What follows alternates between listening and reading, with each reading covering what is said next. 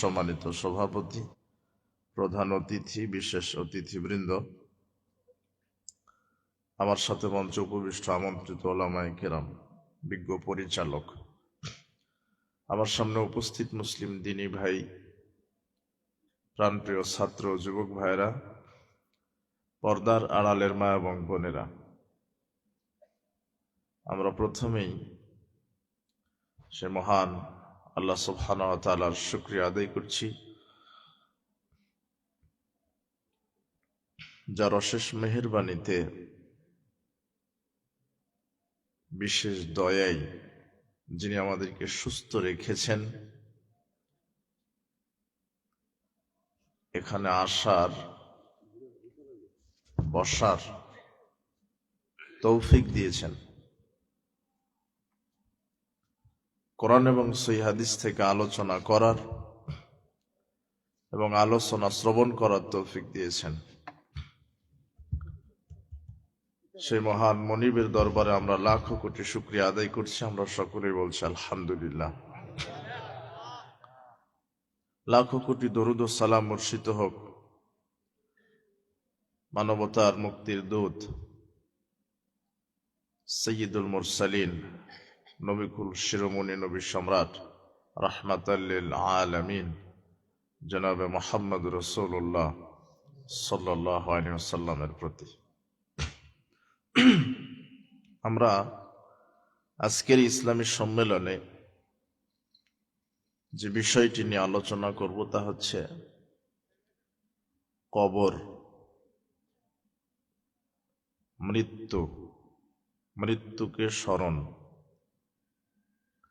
উল্লেখিত বিষয়ে কোরআন এবং সহিহ সুন্নাহ থেকে আমরা আলোচনা করার চেষ্টা করব ইনশাআল্লাহ। আল্লাহ সুবহানাহু ওয়া তাআলা বলছেন, আল্লাযী খালাকাল মাউতা ওয়াল হায়াত লিয়াবলুয়াকুম আইয়ুকুম আহসানু আমালা। তিনি সেই সত্তা যিনি মানুষের মৃত্যু সৃষ্টি করেছেন, এরপরে জীবিত করেছেন। কেন? যাতে করে তোমাদের মধ্যে কে উত্তম আমল করে এটা পরীক্ষা করার জন্য। আল্লাহ সুবহানাহু ওয়া তাআলা মানুষের মৃত্যু আগে সৃষ্টি করেছেন, আর আমরা এই পৃথিবীতে সরাসরি আসেনি, স্তর বাই স্তর। আল্লাহ সুবহানাহু ওয়া তাআলা আমাদের রূহ আদম থেকে নিয়ে কিয়ামত পর্যন্ত যত মানুষ আসবে সবার রূহ আল্লাহ একসাথেই এক মুহূর্তেই সৃষ্টি করেছিলেন। আমরা ছিলাম আলমে আরওয়াহ, রূহের জগতে। ওখানে ততদিন ছিলাম যতদিন আল্লাহ চেয়েছিলেন। এরপরে আল্লাহ সুবহানাহু ওয়া তাআলা আমাদেরকে মাতৃগর্ভে স্থান দিলেন। আল্লাহ বলছেন, ফি করারিম মাকিন, আমি তোমাকে তোমার মাতৃগর্ভের সুরক্ষিত জায়গায় রেখেছিলাম। মাতৃগর্ভ ওটা সুরক্ষিত জায়গা। মাতৃগর্ভে কতদিন ছিলাম? যতদিন কে চেয়েছে? আল্লাহ। এরপর আল্লাহ কোরআন মাজিদে বলছেন, সুম্মা নুখরিজুকুম তিফলা, এরপরে আমি তোমাদেরকে মায়ের গর্ভ থেকে বাচ্চার আকারে বাহির করেছি। বাচ্চার আকারে, শিশুর আকারে তুমি পৃথিবীতে এসেছ। তাহলে প্রথমে ছিলাম কোথায়? আলমে আরওয়াহ, রূহের জগতে। এরপরে আমরা আসলাম ওখান থেকে মায়ের গর্ভে। মায়ের গর্ভ থেকে আমরা আসলাম দুনিয়ায়, দারুদ দুনিয়া, দুনিয়ার গৃহ। এখানে থাকবো কতদিন? মাতৃগর্ভে যখন ৪৩ বয়স, আমাদের ৪ মাস, তখন আল্লাহ ফেরেশতাকে বলেছিলেন যে 4টা জিনিস লিখে দাও। আজাল, তার আয়ুষ্কাল, আমাল, তার কর্ম। তার আয়ুষ্কাল লিখো, তার কর্ম লিখো,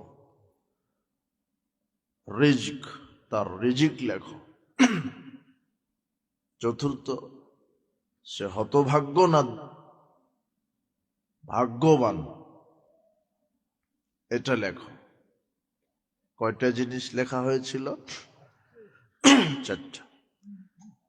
আপনার আয়ুষ্কাল লেখা হয়েছে, কতদিন পৃথিবীতে থাকবেন এটা লেখা আছে।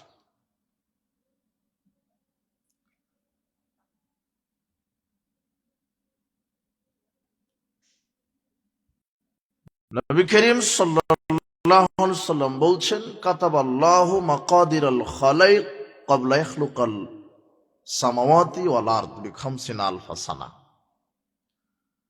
আল্লাহ তার সৃষ্টি জগতের, মানুষের সৃষ্টির জগতের ভাগ্য লিপিবদ্ধ করে রেখেছেন আসমান জমিন সৃষ্টির 50,000 বছর পূর্বে। কত বছর? আপনার তাকদির লিপিবদ্ধ করেছেন আল্লাহ কত বছর পূর্বে? আকাশ জমিন সৃষ্টির কত বছর? 50,000 বছর। তো যে মাতৃগর্ভে যাওয়ার লেখা হলো না, ওটা নবায়ন করা হলো। ওটা কি করা হলো? আবার নতুন করে লেখা হলো। আপনি পৃথিবীতে কি খাবেন, কতদিন বাঁচবেন, কি কর্ম করবেন, হতভাগ্য হবেন না সৌভাগ্যবান হবেন, এটা লেখা ছিল আকাশ জমিন সৃষ্টির কত হাজার বছর পূর্বে। শাবান মাস পড়ে গেল নাকি আজকে? শাবান মাস না, প্রথম দিন। আচ্ছা আচ্ছা। এদেশের মাটিতে শাবান মাসে কিছু ভ্রান্ত আকীদা আমলের উপরে ভিত্তি করে মানুষ আমল করে, যেটা 14 দিবাগত রাত্রে শবে বরাত হিসেবে পালন করে থাকে মানুষ। শবে বরাত কথাটাই মিথ্যা, না কোরআনের ভাষা না হাদিসের ভাষা। কোরআন হাদিসে শবে বরাত শব্দটা নাই। শবে বরাত পালন করে মানুষ কয়েকটা ভ্রান্ত আকীদার কারণে। তার একটা ভ্রান্ত আকীদা হলো যে পাক ভারত উপমহাদেশের, ভারত পাকিস্তান বাংলাদেশের মানুষের আকীদা যে 14 শাবান দিবাগত রাত্রে অর্থাৎ শবে বরাতের রাত্রে মানুষের ভাগ্য নির্ধারিত হয়ে থাকে। এটা মানুষের আকীদা। এক, ভাগ্য, জন্ম মৃত্যু, রুজি রুটি লিপিবদ্ধ হয়ে থাকে এই শবে বরাতের রাত। এটা মানুষের আকীদা। এই জন্য এই দিন, এই রাতকে তারা মূল্যায়ন করে। 2 নম্বর আকীদা কি? ভারত বাংলাদেশ পাকিস্তানের মানুষের আকীদা যে যারা মারা গেছে, অন্তত বিধবা নারীদের আকীদা যে শবে বরাতের রাত্রে তার স্বামীর আত্মাটা ফিরে আসে। যেই ঘরে তার স্বামীটা মারা গেছে ওই ঘরে একটা মোমবাতি, একটা আগরবাতি, এক বদনা পানি দিয়ে রাখে। আকীদা কি? যে রূহটা এসে ওযু করে সালাত আদায় করবে। সব ক্ষেত্রে আবার দলিলও দেওয়া আছে। আর একটা কি, এই রাত্রে সালাতুল আলফিয়া 100 রাকাত সালাত আছে, 100 রাকাত সালাত আদায় করতে হবে। প্রত্যেক রাকাতে সূরা ইখলাস 10 বার করে পড়তে হবে। আর এই রাতে যদি কেউ গোসল করে তাহলে গোসলের প্রত্যেক পানির ফোঁটার সাথে 70 বছরের পাপ নাকি ক্ষমা হয়ে যায়। আকীদা দেখেন। যারা এই রাতে 100 রাকাত সালাত আদায় করে, 100 রাকাত সালাত আদায় করতে করতে এত ক্লান্ত হয় যে ফজর সালাতে আদায় করে না। যে গোসল করে, সেটা ভ্রান্ত আকীদা। তো প্রত্যেকটা কথার পিছনে আরেকটা আকীদা, চতুর্থ যেটা আকীদা, অনেকেই মনে করে শবে বরাতের রাত্রে আল্লাহ কোরআন মাজিদ নাজিল করেছে, অথচ চারটি কথাই মিথ্যা, ভ্রান্ত। এক নম্বর কি, এই রাত্রে তাকদির নির্ধারণ করা হয়, জন্ম, মৃত্যু, রিজিক, জিনা, এই রাত্রে নয়। মানুষের তাকদির নির্ধারণ করা আছে আসমান জমিন সৃষ্টির কত বছর পূর্বে? 50,000 বছর। তাহলে এই কথা কি টিকবে? না, এই কথা টিকবে না। হ্যাঁ, তবে লাইলাতুল কদর নামে একটা রাত্রি আছে। কি আছে? লাইলাতুল কদর। ওটা রমাদানের বেজুর কোনো একটা রাত্রি, শুধু 27 নয়। আপনাকে কি বলেছে আল্লাহ নাকি?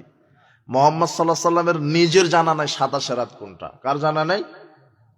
মোহাম্মদ সাল্লাল্লাহু আলাইহি সাল্লাম তিনিও জানেন না 27 রাত কি কদর রাত কোনটা। তিনি বলছেন যে আমাকে আল্লাহ বলে দিয়েছিলেন, আবার ভুলিয়ে দিয়েছে, আমি আর জানি না। তবে তোমরা রমাদানের শেষ দশকের বেজোর রাত্রিগুলি তালাশ করো, লাইলাতুল কদর পাবে ইনশাআল্লাহ। তাহলে 21, 23, 25, 27, 29, 5টা। আপনাকে শুধু 27 রাত লাইলাতুল কদর নির্ধারণ করে রাখবেন, ওটা তো আপনি গায়েব জানেন না। 5টা রাতকে মূল্যায়ন করতে হবে। আল্লাহ বলছেন লাইলাতুল কদরে খায়রুম মিন আলফি শাহর, কদরের রাতের ইবাদত আল্লাহর কাছে 1000 মাসের চাইতে উত্তম। কদরের রাত্রে ইবাদত করবেন। কদরের রাত্রে কোরআন মাজিদ নাজিল হয়েছে। কোন রাত্রে? কদরের রাত। এই শাবান মাসে শবে মেরাজে, শবে বরাতে নয়। শাবান মাসে শবে আল্লাহ কোরআন মাজিদে একেবারে খাস করে বলে দিয়েছেন, শাহরু রমাদানাল্লাযী উনজিলা ফীহিল কোরআন। কোরআন নাজিল হয়েছে কোন মাসে? রমজানে। আর শবে বরাত পালন করে কোন মাসে? শাবানে। তাহলে হলো কত ভ্রান্তির মধ্যে আছে। ইন্না আনজালনাহু ফি লাইলাতিল কদর, মাস বলে দিলেন, রাত্রিটাও বলে দিলেন। আল্লাহ বলছেন আমি এই কোরআনকে নাজিল করেছি কদরের রাত্রে। তো কদরের রাত কি শাবান মাসে আছে না রমাদানে? রমাদানে।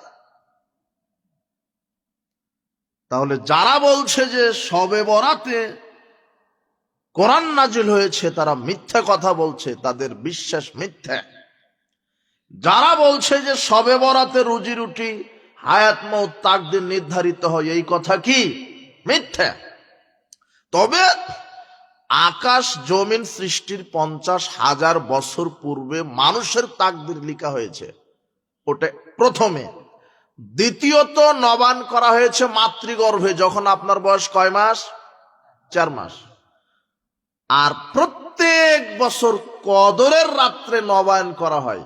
1 বছর আপনি কি খাবেন, কি করবেন, এটা 1 বছরের জন্য নবায়ন করা হয়। কথা বুঝেননি মনে হয়? সেটা কোন রাত্রে? কদরের রাত্রে। 1 বছর কি করবেন ওটা লেখা আছে সব, কিন্তু নির্দিষ্টভাবে 1 বছরের জন্য শুধু নবায়ন করে দেওয়া হয়। সেটা কোন রাত? লাইলাতুল কদর, রমাদান মাসের রাত, বেজোর রাত, শেষ দশকের। আর যারা বলছে যে রূহ চলে আসে বিধবা নারীর আকীদা, সবই কোরআন থেকে দলিল। তানাজ্জালুল মালাইকাতু ওয়ার রূহ, সূরা কদরে আয়াত আছে না? এই যে দেখেন, এই কদরের রাত্রে রূহ নাজিল হয়। এখানে রূহ শব্দটা হলো 1 বচন, একটা রূহ। কয়টা রূহ? আর কোরআন মাজিদ আল্লাহ জিবরিলকে বলেছেন রূহুল কুদুস, পবিত্র আত্মা। এই কদরের রাত্রে একজন ফেরেশতাদের সর্দার জিবরিল আমিন হাজারো লক্ষ কোটি ফেরেশতা নিয়ে পৃথিবীতে নেমে আসেন শান্তির বার্তা নিয়ে। হাত্তা মাতলাইল ফজর, কতক্ষণ পর্যন্ত তারা অবস্থান করে? ফজর পর্যন্ত। এটা কোরআন মাজিদে স্পষ্ট। কিন্তু দলিল দিচ্ছে যে রূহ অবতীর্ণ হয়, তার মানে প্রত্যেক বিধবার স্বামীর রূহ পৃথিবীতে ফিরে আসে। কথা বুঝেননি? কত ভ্রান্ত আকীদা বিশ্বাস। যদি কেউ বিশ্বাস করে যে রূহটা ফিরে আসে, এটা হলো কুফরি আকীদা হবে। কি আকীদা? শিরক। যে ব্যক্তিটা মারা গেছে, ও দুনিয়াতে ফিরার আর কোনো পথ নাই। কিন্তু আকীদা আপনি কি দিয়ে বোঝাবেন এদের? এই বিধবা নারীর আকীদা যে স্বামীর রূহটা ফিরে এসেছে, এই জন্য অজুর পানি ওখানে দিয়ে রেখেছে যে অজু করে সালাত আদায় করবে। এটা তার আকীদা। আর কি? 100 রাকাত সালাত, যেটা ভ্রান্ত। রাসূল সাল্লাল্লাহু আলাইহি ওয়াসাল্লাম করেছেন না সাহাবায়ে কেরাম করেছেন। এই জন্য শবে বরাতের নিয়তে আপনি যা করবেন সবই বিদাত হবে, নেকির বদলে কি হবে? পাপ। শবে বরাত কথাটা শরীয়তে নাই, না মুহাম্মদ সাল্লাল্লাহু আলাইহি ওয়াসাল্লাম বলেছেন, না সাহাবায়ে কেরাম, না তাবিঈগণ। এটা পরবর্তীতে আবিষ্কার হয়েছে ধর্মের ভিতরে, ইসলামের ভিতরে। শাবান মাসের 14 দিবাগত রাত শবে বরাতের রাত, পরের দিনে 15 তারিখ শবে বরাতের নিয়তে সিয়াম যদি রাখেন 15 শাবান শবে বরাতের নিয়তে, তাহলে বিদাত হবে, নেকির বদলে পাপ হবে। শাবান মাসে আপনার একটাই করণীয়, বেশি বেশি সিয়াম রাখা। কি রাখা? সিয়াম। 1 থেকে 15, 16, 18টা সিয়াম রাখেন। অর্ধ শাবান পর্যন্ত সিয়াম রাখেন। রাসূল সাল্লাল্লাহু আলাইহি ওয়াসাল্লাম বলছেন তোমরা অর্ধ শাবান পর্যন্ত সিয়াম রাখো। শুধু 15 তারিখ শবে বরাতের নিয়তে রাখছেন কেন? মুহাম্মদ সাল্লাল্লাহু আলাইহি ওয়াসাল্লাম বলছেন শাবান মাসে তোমরা বেশি বেশি সিয়াম রাখো। আয়েশা রাদিয়াল্লাহু আনহা বলছেন আমি রমাদান ব্যতীত পুরো মাস অন্য কোন মাস সিয়াম রাখতে দেখিনি মুহাম্মদ সাল্লাল্লাহু আলাইহি ওয়াসাল্লামকে, শাবান ব্যতীত। রমাদানে তিনি পুরো মাস সিয়াম রাখতেন, ওটা ফরজ। কিন্তু রমাদান ছাড়া আরেকটা মাস পুরো মাসে সিয়াম রাখতেন, ইল্লা কলিলা, 2-1টা ব্যতীত, সেটা হলো শাবান। শাবান মাসে তিনি 25, 27, 28টা পর্যন্ত সিয়াম রাখতেন। তাকে জিজ্ঞাসা করা হলো আপনি শাবান মাসে এত সিয়াম রাখেন কেন? তখন তিনি বলছেন যে শাবান মাসে একজন মানুষের 1 বছরের পুরো আমলের লিস্ট ফেরেশতারা আল্লাহর কাছে পেশ করে। কোন মাসে? শাবান মাসে। তাই আমি বেশি বেশি সিয়াম রাখি। তিনি বলছেন আইউরাদ আমালি ওয়ানা সাইম, আমার আমল নামাটা আল্লাহর কাছে পেশ করা হোক যাতে আমি সিয়াম থাকা অবস্থায়। বেশি বেশি নফল সিয়াম রাখবেন। শাবান মাস একটা সিয়াম রাখার মাস।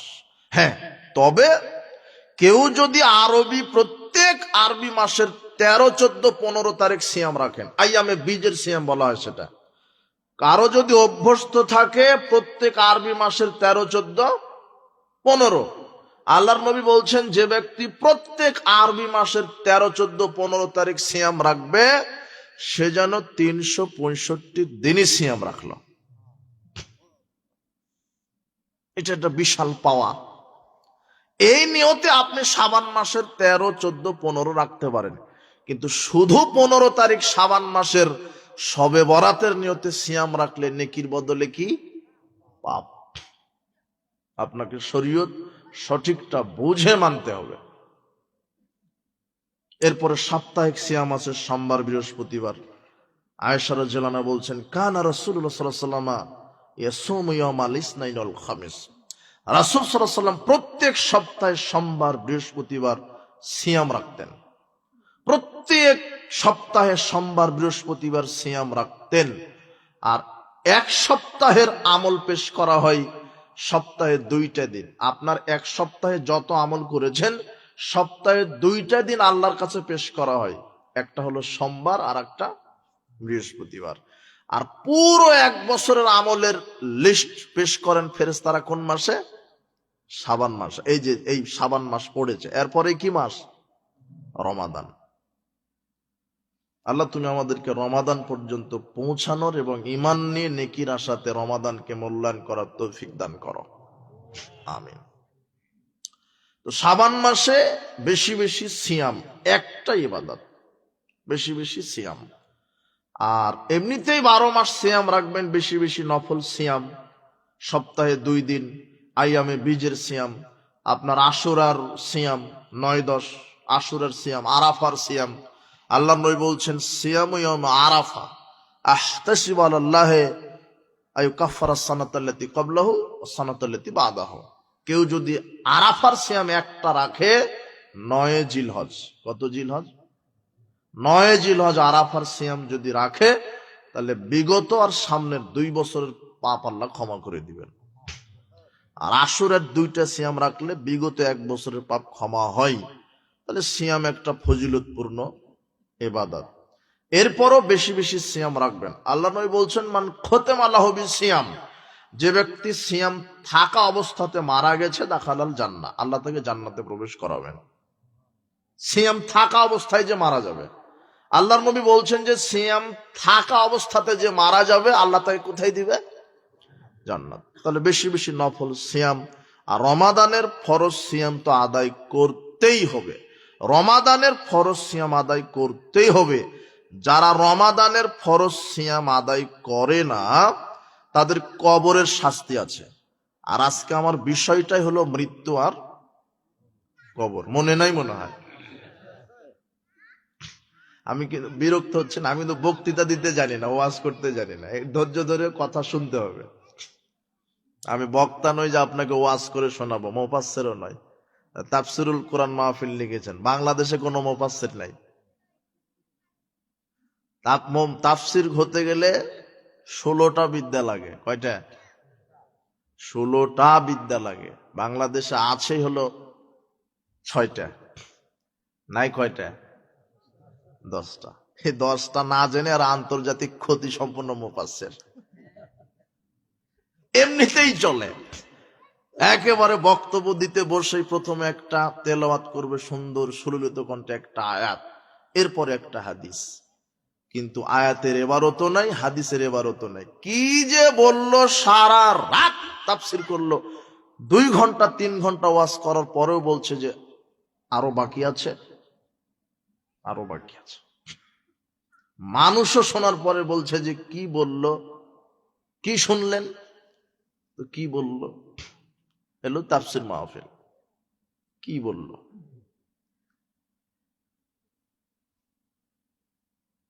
যাক, বক্তব্যের বিষয় কি আজকের? মৃত্যু ও কবর।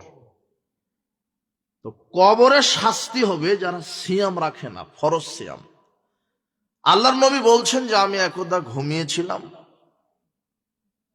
2জন ফেরেশতা আসলো, আমার 2টা হাত ধরলো, নিয়ে যাচ্ছে। যেতে যেতে সামনে দেখে একটা বিশাল পাহাড়।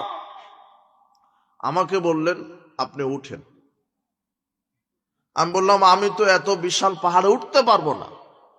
তখন 2জন ফেরেশতা বলছে আমরা সহযোগিতা করছি, আমরা সহযোগিতা করছি, আপনি উঠেন। তো সহযোগিতা করলো, আল্লাহর নবী বিশাল পাহাড়ে উঠলেন। উঠে প্রথম যে দৃশ্য দেখলেন, প্রথম যে দৃশ্যটা, পাহাড়ে উঠার সাথে সাথে প্রথম যে দৃশ্যটা দেখলেন, যে একজন ব্যক্তিকে উল্টা করে ঝোলানো আছে, 2 পা উপরের দিকে, মাথা নিচের দিকে। ওই যে খাসি জবাহ করার পরে ঝুলিয়ে রাখেন চামড়া ছিলানোর জন্য, মনে পড়ছে কিনা? এইভাবে ঝুলানো আছে। আর একজন ফেরেশতা আগুনের কেঁচি দ্বারা তার ঠোঁট কেটে দিচ্ছে, ঠোঁট। তো আল্লাহর নবী বলছেন যে এই ব্যক্তিটা কে, যার ঠোঁট কাটা হচ্ছে আগুনের কেঁচি দ্বারা? তখন 2জন ফেরেশতা বলছে যে এরা হলো সিয়াম রাখতো না, রমাদানে খেয়ে বেড়াতো, দিনে সিয়াম রাখতো না। তাহলে সিয়াম না রাখলে কি শাস্তি হবে কবরে? ঠোঁট কেটে দিবে। এটা কবরের শাস্তি। কিছু দূর গিয়ে সামনে দেখে আর একটা দৃশ্য, কিছু নারীদের স্তনে সাপ দংশন করছে, এইভাবে সাপ। তখন আল্লাহর নবী বলছেন এই নারীদের কি অপরাধ? স্তনের সাপ দংশন করছে কেন? তখন ফেরেশতা বলছে যে এই নারীটা তার বাচ্চাকে দুধ দিত না, তার বাচ্চাকে দুধ দিত না, এই জন্য তার স্তনে সাপ দংশন করছে। অনেক মা আছে বাচ্চাকে দুধ দিতে চায় না, শরীর ভেঙে যাবে তাই। এই মহিলাদের কবরের শাস্তি হবে। আমি যেটা কথা প্রাসঙ্গিক বললাম যে রমাদানে যারা সক্ষম থাকা অবস্থায় ফরজ সিয়াম রাখবে না তাদের কবরে কি আছে? শাস্তি। এরপরে পরকালে আরো জাহান্নাম। কবরও তো শাস্তি, এরপরে জাহান্নাম যারা আল্লাহর ফরজ ইবাদত করে না। মৃত্যু, আল্লাহ সুবহানাহু ওয়া তাআলা মানুষের মৃত্যু সৃষ্টি করেছেন, এরপরে জীবন দিয়েছেন। আমরা ছিলাম আলমে আরওয়াহ, সেখান থেকে মাতৃগর্ভে কিছুকাল থাকার পরে দুনিয়াতে থাকবো কতদিন? আবু হুরায়রা রাদিয়াল্লাহু আনহু বলছেন, রাসূল সাল্লাল্লাহু আলাইহি ওয়াসাল্লাম বলেছেন, আমারু উম্মতি মা বাইনা 60 ইলা 70 ওয়া কুল্লুহুম মায়াজুযু যালিক। আল্লাহর নবী বলছেন যে আমার উম্মতের গড় বয়স হবে 60 থেকে 70 বছর। খুব কম সংখ্যক ব্যক্তি তা অতিক্রম করবে, তবে গড় হবে 60-70 বছর। মানুষের জীবন 4 ভাগে বিভক্ত। শৈশব 1 থেকে 16, 2 যৌবন 16 থেকে 40, 3 40 থেকে 60 প্রৌঢ়ত্ব, 4 বার্ধক্য 60 থেকে 70-80 বার্ধক্য। এরপরে কোথায়? মৃত্যু। এরপরে কি? মৃত্যু। এই 4টা স্তর পার হতে হবে আপনাকে, 4টি স্তর। এরপরে মৃত্যু, আর মৃত্যু মানেই কবর, তার কবর শুরু, পরকাল শুরু। আল্লাহ সুবহানাহু ওয়া তাআলা বলছেন, আইনামা তাকুনু ইউদরিকুমুল মাউত, তোমরা যেখানেই থাকো মৃত্যু পাকড়াও করবেই।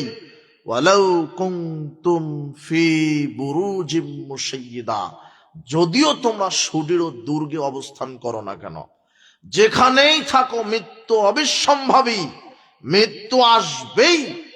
কুল ইন্নাল মাউতাল্লাযী তাফিররুনা মিনহু ফাইন্নাহু মুলাকীকুম। আল্লাহ বলছেন, মুহাম্মদ সাল্লাল্লাহু আলাইহি সাল্লাম, আপনি মানুষদেরকে বলেন যে তোমরা মৃত্যু থেকে যতই পলায়ন করার চেষ্টা করো মৃত্যু আসবেই। তোমরা মৃত্যু থেকে যতই পলায়ন করার চেষ্টা করো মৃত্যু আসবেই। মা কানা লিনাফসিন আন তামুতা ইল্লা বিইذনিল্লাহ কিতাবাম মুআজ্জালা। আল্লাহ বলছেন কোন প্রাণী আল্লাহর অনুমতি ছাড়া মরবে না, কোন প্রাণী আল্লাহর অনুমতি ছাড়া মরবে না। ইন্নাল্লাহা ইনদাহু ইলমুস সাআ, 5টি জ্ঞান আল্লাহর কাছে রয়েছে। কয়টি? 5টি। পৃথিবীর কোনো মানুষের কাছে নাই, কোনো নবীর কাছে নাই, কোনো পীর আউলিয়া গাউস কুতুবের কাছে নাই। 5টি জ্ঞান আল্লাহর কাছে রয়েছে। 1, কিয়ামত কবে হবে, পৃথিবী ধ্বংস কবে হবে, এটা একমাত্র কে জানে? আল্লাহ। 2, নাযিলুল গায়জ, বৃষ্টি কখন হবে, কবে হবে, কি পরিমাণ হবে, কোথায় হবে, এই জ্ঞান কার কাছে? 3, ইয়ালামু মা ফিল আরহাম, মাতৃগর্ভে কি আছে, মাতৃগর্ভে কি আছে এটা আল্লাহ ছাড়া জানে না। আপনি বলবেন কি আছে মানে ছেলে না মেয়ে, এটা তো জানি, জানা যাচ্ছে না, ছেলে না মেয়ে, কিন্তু আল্লাহ এটা বুঝায়নি। ছেলে না মেয়ে ওটা নয়, আল্লাহ বলছেন যে ও ভালো মানুষ না খারাপ মানুষ, এটা কে জানে? পৃথিবীর কোন মেশিন আছে যে ও বলতে পারবো যে ওটা ভালো না খারাপ, ওটা দাজ্জাল নাকি ভালো আলেম, এটা বলতে, এটাই আল্লাহ বোঝাচ্ছেন যে কি আছে। শুধু সন্তান কেন, আরো মাতৃগর্ভে কত কি আছে পৃথিবীর কোন ডাক্তার জানে না, জানবেও না, কেননা মাতৃগর্ভে কি আছে এটা একমাত্র কে জানে? আল্লাহ। আল্লাহর কথা হক, আল্লাহর কথা সত্য। ওয়ামা তাদরি নাফসুম মাযা তাকসিবু গাদা, আল্লাহ বলছেন আগামীকাল মানুষ কি করবে এটা মানুষ জানে না। আপনি একটা নিয়ত করেছেন, হয়ে গেল আর একটা, আগামীকাল করবেন একটা, হয়ে গেল আর একটা, মানে কে জানে ওটা? ওমা তাদরি নাফসুম বিআইয়ি আরদিন তামুত। আল্লাহ বলছেন মানুষ কোথায় কোন সময় কিভাবে মরবে এটা মানুষের জানা নাই। কোথায় কিভাবে মরবেন এটা আল্লাহ জানে। মানুষ কোথায় কিভাবে মারা যাবে এটা মানুষের জানা নাই, ওটা আল্লাহর কিতাবে লেখা আছে। কুল্লু উম্মাতিন আজাল, প্রত্যেকটা মানুষের নির্দিষ্ট সময় আছে, প্রত্যেকটা মানুষের নির্দিষ্ট সময় আছে। ফাইযা জাআ আজালুহুম লা ইস্তাখিরুনা সাআতান ওয়া লা ইস্তাকদিমুন, যখন সেই নির্ধারিত সময় চলে আসবে এক মুহূর্ত পিছনেও যেতে পারবে না, সামনেও যেতে পারবে না। যখন যেই স্থানে যেই জায়গাতে মৃত্যু লেখা আছে ওই স্থানে ওই সময়তে ওই কারণে ওইভাবে তার মৃত্যু হবেই। এটা কে বলছেন? আল্লাহ। মৃত্যু হবে, মৃত্যু থেকে কেউ পালাতে পারবে না। পৃথিবীর সর্বশ্রেষ্ঠ মানুষ হচ্ছেন মুহাম্মদ সাল্লাল্লাহু আলাইহি ওয়াসাল্লাম। তাকে মৃত্যুর কথা স্মরণ করিয়ে দেওয়ার জন্য জিবরাইলকে আল্লাহ পাঠালেন। সাল বিন সাদ রাদিয়াল্লাহু আনহু বলছেন, যা জিবরিল আলাইহিস সালাম ইলা নবী সাল্লাল্লাহু আলাইহি ওয়াসাল্লাম ফাকাল ইয়া মুহাম্মদ ইশ মা শিতা ফাইন্নাকা মাইয়িত।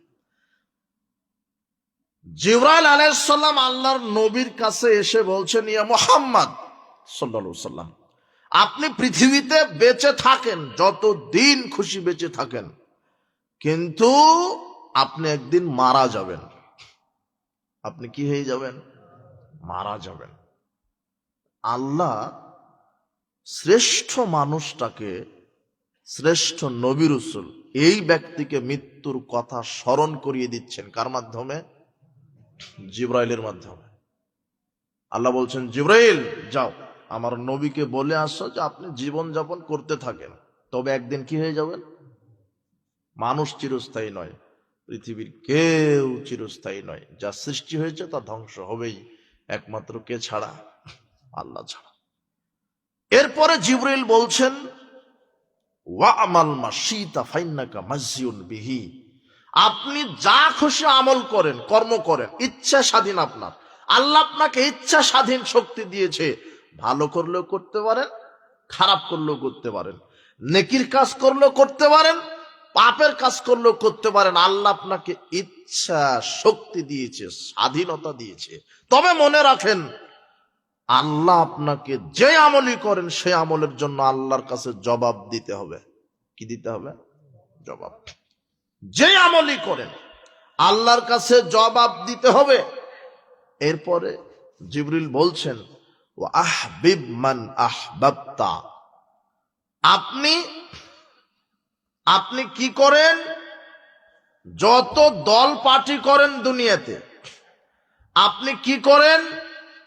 যত দল পার্টি করেন দুনিয়াতে, যতই আপনার সেনাবাহিনী থাক, আপনি যত দল পার্টি করেন, যত আপনার সেনাবাহিনী থাকুক না কেন, হাজারো লক্ষ কোটি সাহাবী থাকুক না কেন, যত দল পার্টি করেন না কেন,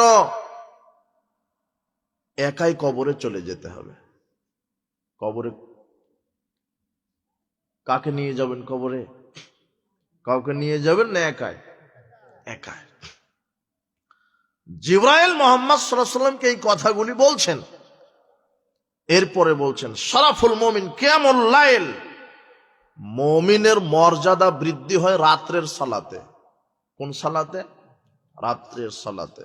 রাত যখন 2টা 3টা শেষ ভাগ, তখন আল্লাহ প্রথম আসমানে নেমে আসেন, সপ্তম আকাশ থেকে এসে বলেন, মায়াদুনি ফাস্তাজিব লাহু, কে আমাকে ডাকে আমি ডাকে সাড়া দিব।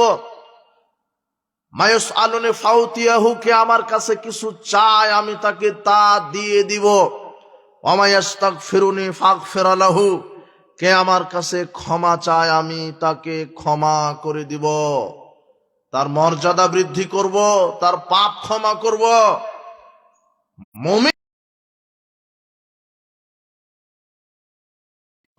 মন খুলে কিছু বলা যায়, যেটা জামাতে ফরজ সালাত আদায় করলে তা হয় না।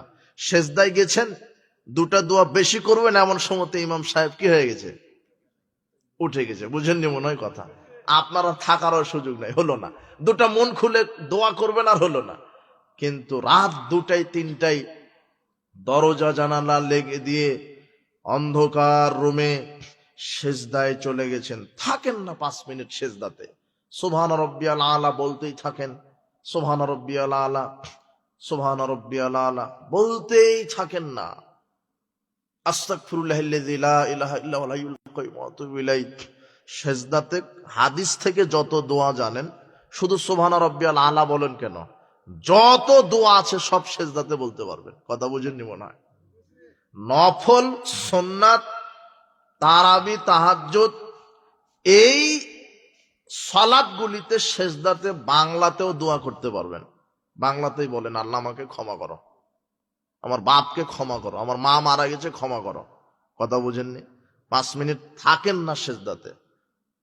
বান্দা, আল্লাহ বলছেন ওয়াসজুদ ওয়াকতারিব, সেজদা দিলেই বান্দা আমার নিকটবর্তী হয়ে যায়। রাত 2টায় 3টায় উঠবেন, আল্লাহ নেমে এসেছে কোথায়? প্রথম আসমানে। মুমিনের মর্যাদা বৃদ্ধি করবে রাত্রের সালাতে। ওয়াইজ্জুহু ইস্তিগনাহি আনিন নাস, আর সম্মান বাড়ে, মানুষের মুখাপেক্ষী হবেন না, হাত পাতবেন না। কথা বুঝেননি মনে হয়? তাহলে সম্মান বাড়বে। নিজে পরিশ্রম করে খান, মানুষের বাড়িতে পরিশ্রম করে খান, নিজেই খান, ভ্যান চালিয়ে খান, রিক্সা চালিয়ে খান, ব্যবসা করে খান, তারপরে মানুষের কাছে হাত পাতবেন না, তাহলে মর্যাদা খাটো হবে। আল্লাহর নবী বলছেন মর্যাদা বাড়ে মানুষের মুখাপেক্ষী যে হয় না, সে একমাত্র মুখাপেক্ষী মানুষ কার হতে হবে? আল্লাহ। আল্লাহর কাছে বলেন, আল্লাহ আমার অর্থের প্রয়োজন, তুমি পারো, তুমি রিজিকদাতা, তুমি ক্ষমতাধর, তুমি রাজাধিরাজ, তুমি মালিক, তুমি রাজ্জাক, তুমি পারো, তুমি সন্তানদাতা। আপনি পীরের কাছে গেলেন কেন? মাজারে গেলেন কেন? আপনার আকীদা এত খারাপ কেন যে মাজারে 10টা টাকা দান করলে বালা দূর হয়, মুসিবত দূর হয়? ওই মাজার যে পরিচালনা করে, ওরই বালা মুসিবতের শেষ নাই দুনিয়াতে। ও কি করতে পারে? মরা পীর আপনার কি করতে পারে? বালা মুসিবত দূর করতে পারে কে? ওই রাত্রে উঠে আল্লাহর কাছে চান। আল্লাহ নিজে বলছেন আমার কাছে চাও, কি বিপদে আছো আমি দূর করে দিব, এটা আল্লাহ বলছেন। আপনি আল্লাহর কাছে বাদ দিয়ে মাজারে চাচ্ছেন, আপনি হলেন মুশরিক, ইসলাম থেকে বের হয়ে গেছেন। আপনি ঈমান নষ্ট হয়ে গেছে আপনার। উপস্থিত বৈঠকের মুসলিম দিনী ভাই বোন, জিবরাইল আলাইহিস সালাম আল্লাহর পক্ষ থেকে এসে মুহাম্মদ সাল্লাল্লাহু আলাইহি ওয়াসাল্লামকে বলছেন, আপনি পৃথিবীতে জীবন যাপন করেন, তবে মৃত্যুবরণ করতে হবে আপনাকে, মৃত্যুবরণ করতেই হবে। পৃথিবীর সব নারী পুরুষকে আল্লাহ কোরআন মাজিদের আয়াত দিয়ে বলছেন ওয়াল আসর, সময়ের কসম। কিসের কসম? সময়ের কসম। সময় কি? সময় হচ্ছে আপনার হায়াত, আপনার জীবন। সময়টা কি? আপনার হায়াত, আপনার জীবন। এই সময়ের কসম আল্লাহ খেয়েছেন। আল্লাহ খেয়ে বলছেন ইন্নাল ইনসানা লাফি খুসর, প্রত্যেকটা মানুষই ক্ষতির মধ্যে নিমজ্জিত, প্রত্যেকটা মানুষই ক্ষতির মধ্যে নিমজ্জিত। তবে 4টা কাজ, 4টা গুণ, 4টা বৈশিষ্ট্য যার ভিতর আছে সে ক্ষতিগ্রস্ত নয়। এক, ইল্লাল্লাযিনা আমানু ওয়া আমিলুস সালিহাত ওয়া তাওয়াসাউ বিল হক ওয়া তাওয়াসাউ বিস সাবর, যারা ঈমান এনেছে জেনে বুঝে ঈমানের সাথে শিরক মিশ্রিত করেনি, যারা আমল করেছে আমলের সাথে বেদাত মিশ্রিত করেনি, যারা পরস্পর হকের দাওয়াত দিয়েছে, যারা পরস্পর ধৈর্যের দাওয়াত দিয়েছে, এই 4টা গুণ যাদের ভিতর আছে তারা হলেন সফল। আল্লাহ বলছেন সময়ের কসম। প্রখ্যাত মুফাসসির ইমাম রাজি রাহিমাহুল্লাহ এই সূরার তাফসীর লিখতে গিয়ে তিনি পাচ্ছেন না যে কি লিখবো, কোনটা থেকে শুরু করব। যে আসর আল্লাহ সময়ের কসম খেলেন কেন? তখন তিনি এক বিদ্বানের উদ্ধৃতি তখন নকল করছেন তিনি তার তাফসীরে। ওই বিদ্বান লোকটা আপনার এই এলাকা দিয়ে যাচ্ছিল পায়ে হেঁটে, গ্রামের মধ্যে দিয়ে যাচ্ছিল। তো গ্রামের কোন এক জায়গাতে একটা বরফ বিক্রেতা বরফ বিক্রি করছিল। এইভাবে বরফ বিক্রি করছে, ইরহামু মাইয়াযুবু রাসমালিহি, তোমরা ওই ব্যক্তির উপরে রহম করো যার পুঁজি গলে যায়। তোমরা ওই ব্যক্তির উপরে রহম করো যার পুঁজি গলে যায়। মানে পুঁজি গলে যায় মানে বরফ বিক্রেতা ওই পুঁজিটা, তার টাকাটা ইনভেস্ট করেছে কোথায়? বরফে। এখন এই বরফ বিক্রেতা বোঝাতে চাচ্ছে যে আমার বরফটা গলে যাচ্ছে সূর্যের তাপে, কাজেই গলে পানি হওয়ার পূর্বে তোমরা কিনে নাও, আমার উপরে রহম করো। গলার পূর্বে, পানি হওয়ার পূর্বেই তোমরা বরফটা কিনে আমার প্রতি কি করো? রহম করো। বরফ গলে পানি হয়ে গেলে তো আপনার নিবেন না, কথা বুঝেননি মনে হয়, আগে নিবেন। তাই বরফ বিক্রেতা বলছে ওই ব্যক্তির উপরে রহম করো যার পুঁজি কি হয়ে যায়? গলে যায়। মানে আমার বরফটা গলে যাচ্ছে, তোমরা কিনা আমার উপর রহম করো, না হলে ব্যবসাতে হবে লস, কথা বুঝেননি। 500 টাকা দিয়ে বরফ কিনেছে, এখন যদি 100 টাকা দিয়ে বিক্রি করে আর 400 টাকার বরফই যদি পানি হয়ে যায় তাহলে লস না? তাই তিনি বলছেন আমার উপর রহম করো, আমার পুঁজি গলে যাচ্ছে, গলার পূর্বেই তোমরা কিনে নাও, আর গলার পূর্বেই যদি আমি বিক্রি করতে পারি তাহলে আমি লাভবান, কথা বুঝেননি। গলার পূর্বেই বরফ কি করতে হবে? তাহলে ব্যবসা ক্ষতিগ্রস্ত না লাভবান? লাভবান। আর বরফটা গলে শেষ হয়ে গেলে বিক্রি হলো না, কি হয়ে গেল? এইবারে ইমাম রাজি রাহিমাহুল্লাহ বলছেন হাজা মানা সূরাতুল আসর। হ্যাঁ, আমি সূরা আসরের ব্যাখ্যা পেয়ে গেছি। কি? আল্লাহ যে সময়ের কসম খেলেন, আল্লাহ যে সময়ের কসম খেলেন, এই সময় হলো মানুষের হায়াত। বরফ যেমন গলে যাচ্ছে, মানুষের হায়াত, জীবনটাও দিন যত যাচ্ছে তত। আবার ওই কথাতে আসেন তো দেখি, আপনার বয়স যখন 43 4 মাস, তখন কি লিখেছিল? আপনার হায়াত লিখেছিল। হায়াতটা যদি লিখা থাকে 70 বছর, বোঝেননি নাকি কথা?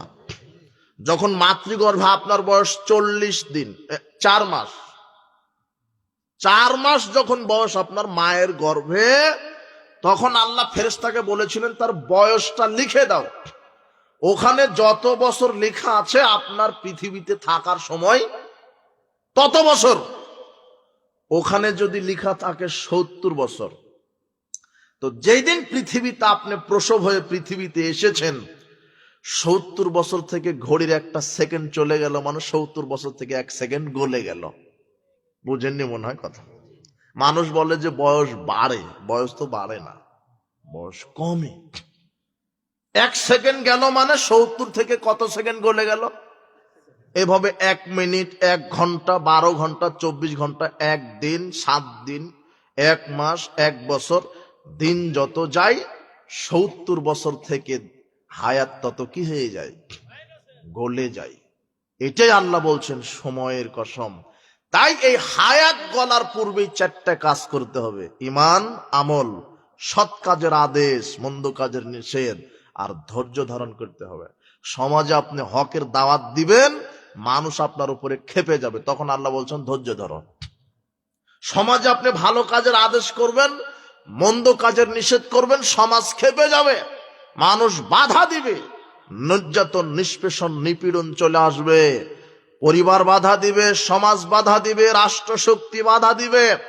যুগে যুগে স্বৈরাচারীরা, আল্লাহদ্রোহী ইসলাম বিদ্বেষীরা, সমাজ সংস্কারক নবী রাসূল আলেম ওলামাদের পথে বাধার কাঁটা হয়ে দাঁড়িয়েছে, কিন্তু অবশেষে ইসলাম পন্থীদেরই বিজয় হয়েছে। কথা বুঝেছেন? এই জন্য হকের দাওয়াত দিলে বাধা আসবেই, তখন আল্লাহ বলছেন ধৈর্য ধরো। এই জন্য আমল, হায়াতটা গলার পূর্বে আমল। আর বিচারের মাঠে মরার পরে মানুষের সাথে কবরে 3টা জিনিস যায়। কয়টা?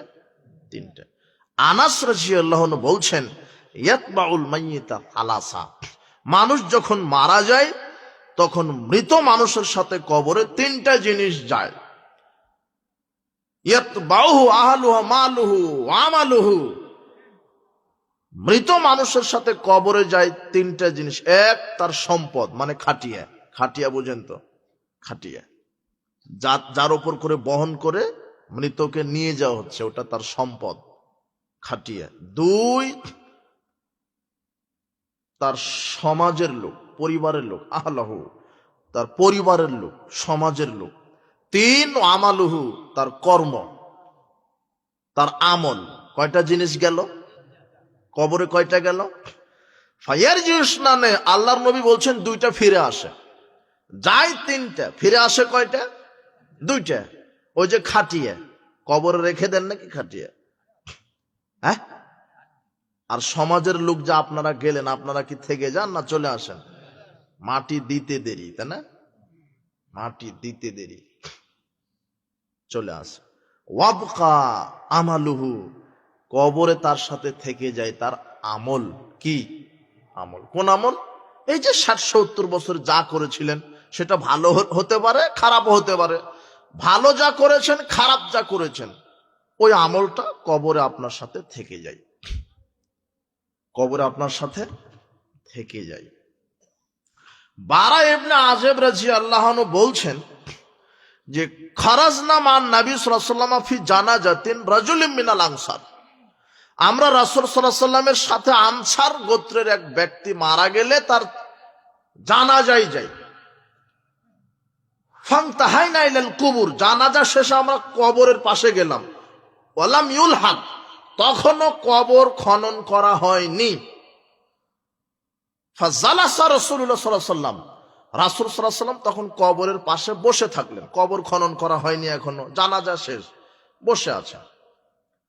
ফাজালাসনা হাওলাহু, আমরাও রাসূল সাল্লাল্লাহু আলাইহি ওয়াসাল্লামের আশেপাশে বসে গেলাম।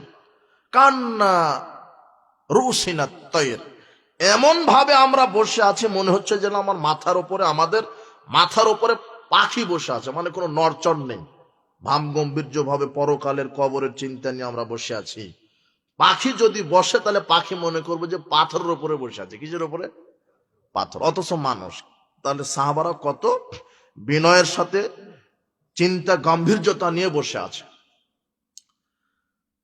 অফিয়াদিহি উদুন ইয়ানকুতু বিহিল আরদ, তবে আমরা একটা জিনিস লক্ষ্য করলাম, ওই সময় তো রাসূল সাল্লাল্লাহু আলাইহি ওয়াসাল্লামের হাতে একটা কাঠের টুকরা ছিল, যে টুকরা দিয়ে তিনি জমিনে দাগ দিচ্ছেন, দাগ কাটছেন।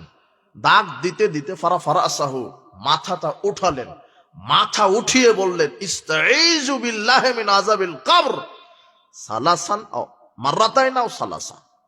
রাসূল সাল্লাল্লাহু আলাইহি ওয়াসাল্লাম মাথা উঠিয়ে বলছেন, এই তোমরা কবরের শাস্তি থেকে আল্লাহর কাছে পরিত্রাণ চাও, 2 বার অথবা 3 বার বললেন। আল্লাহর নবী সাহাবীদেরকে বললেন যে তোমরা কবরের শাস্তি থেকে পরিত্রাণ চাও। আল্লাহর নবী সাহাবীদেরকে বললেন তোমরা কবরের শাস্তি থেকে পরিত্রাণ চাও। এখন আপনার সাথে একটা কথা, আপনি এশার সালাত আদায় করে এখানে বসেছেন, তাই না? আচ্ছা, আপনি কি নিশ্চিত যে আপনার এশার সালাতটা কবুল হয়েছে? আপনি আল্লাহর কাছে দোয়া করলেন, পাপ থেকে বাঁচার জন্য তওবা করলেন, তওবা, আপনি কি নিশ্চিত যে আপনার তওবাটা কবুল হয়েছে? হ্যাঁ, নিশ্চিত না নাকি নিশ্চিত না? তবে প্রত্যেকটা মানুষ এই দুনিয়াতেই নিশ্চিত হতে পারবে যে তার পাপ আল্লাহ ক্ষমা করেছে নাকি করেনি। প্রত্যেকটা মানুষ এটা জানতে পারবে দুনিয়াতে, মৃত্যুবরণ করার পূর্বেই। ওটা হলো মৃত্যুর সময়। কোন সময়? মৃত্যুর সময়। কিন্তু এমন একটা অভিজ্ঞতা যে সে কাউকে জানিয়ে যেতে ক্ষমতাই নাই, মুমূর্ষ। কিভাবে? আল্লাহ বলছেন ইন্নাল্লাযীনা ক্বালু রাব্বুনাল্লাহ, যারা বলে আমাদের প্রতিপালক আল্লাহ, সুম্মাস্তাকামু, এবং তার উপরে অটল থাকে। যারা বলে আমার প্রতিপালক আল্লাহ এবং তার উপরে অটল থাকে, আল্লাহর দ্বীনের উপরে, আল্লাহর তাওহীদের উপরে, যেই ব্যক্তিটা ইসলামের উপরে অটল থাকে, জাহেলিয়াত মানে না, সুদ ঘুষ হারাম খায় না, সালাত সিয়াম হজ যাকাত আদায় করে, শিরক করে না, বিদআত করে না, রাসূল সাল্লাল্লাহু আলাইহি ওয়াসাল্লামের আদর্শে চলে, আল্লাহর বিধানে চলে, যে বলে আল্লাহ, আমার প্রতিপালক কে? আল্লাহ, এবং তার উপরে অটল থাকে, আল্লাহ বলছেন তাতানাজ্জালু আলাইহিমুল মালাইকা আল্লা তাখাফু ওয়া লা তাহজানু। এই ব্যক্তির মুমূর্ষ অবস্থায় যখন মৃত্যুর শিয়রে পড়ে গেছে এই ব্যক্তিটা, তখন তার কাছে আল্লাহ ফেরেশতা নাজিল করেন, তারা এসে বলে কোনো ভয় নাই, কোনো চিন্তা নাই। ফেরেশতা নগদ কথা বলছে আপনার সাথে। যখন আপনি মৃত্যুর সময়, এখনো মারা যাননি, মুমূর্ষ, কথা বুঝেননি, এই সময়তে আপনাকে এসে বলে যে কোনো ভয় নাই, কোনো চিন্তা নাই, আবশিরু বিল জান্নাহ, আমরা আপনাকে জান্নাতের সুসংবাদ দিতে এসেছি। যখন আপনার কানে এই কথাটা পৌঁছে যাবে জীবিত অবস্থায় দুনিয়াতেই, তখন আপনি নিশ্চিত হয়ে গেলেন আপনার তওবা কি হয়েছে, আপনার সালাত কি হয়েছে, কবুল হয়েছে। এটা মুমিন ব্যক্তির মুমূর্ষ থাকা অবস্থার কাহিনী। আর যদি ফাজের হয়, মুনাফিক হয়, বেনামাজি হয়, বদ হয়, আল্লাহ কোরআন মাজিদে বলছেন কাতারে কাতারে তার কাছেও ফেরেশতা আসে, মৃত্যুর পূর্বেই তার গালে আর পাঁজরে চড়াতে থাকে। কি করতে থাকে? তখন দেখেন না ছটফট করে, ছটফট করছে, মানে চড়াচ্ছে তাকে। কে? ফেরেশতা। বারা ইবনে আযিব রাদিয়াল্লাহু আনহু বলছেন, রাসূল সাল্লাল্লাহু আলাইহি সাল্লাম বললেন, ইন্নাল আবদাল মুমিনা, নিশ্চয় যখন কোন মুমিন ব্যক্তি ইনকিতাম মিনাদ দুনিয়া ওয়া ইকবালিম মিনাল আখিরা, মৃত্যুর সময় চলে আসে, নিশ্চয় কোন মুমিন ব্যক্তি যখন মুমূর্ষ অবস্থায় থাকে, নাযালা ইলাইহি মিনাস সামায়ে মালায়েকা, আল্লাহ তখন তার নিকটে কাতারে কাতারে ফেরেশতা নাজিল করেন, বিজুল উজুহ, এমন ফেরেশতা তাদের চেহারা উজ্জ্বল। কেমন?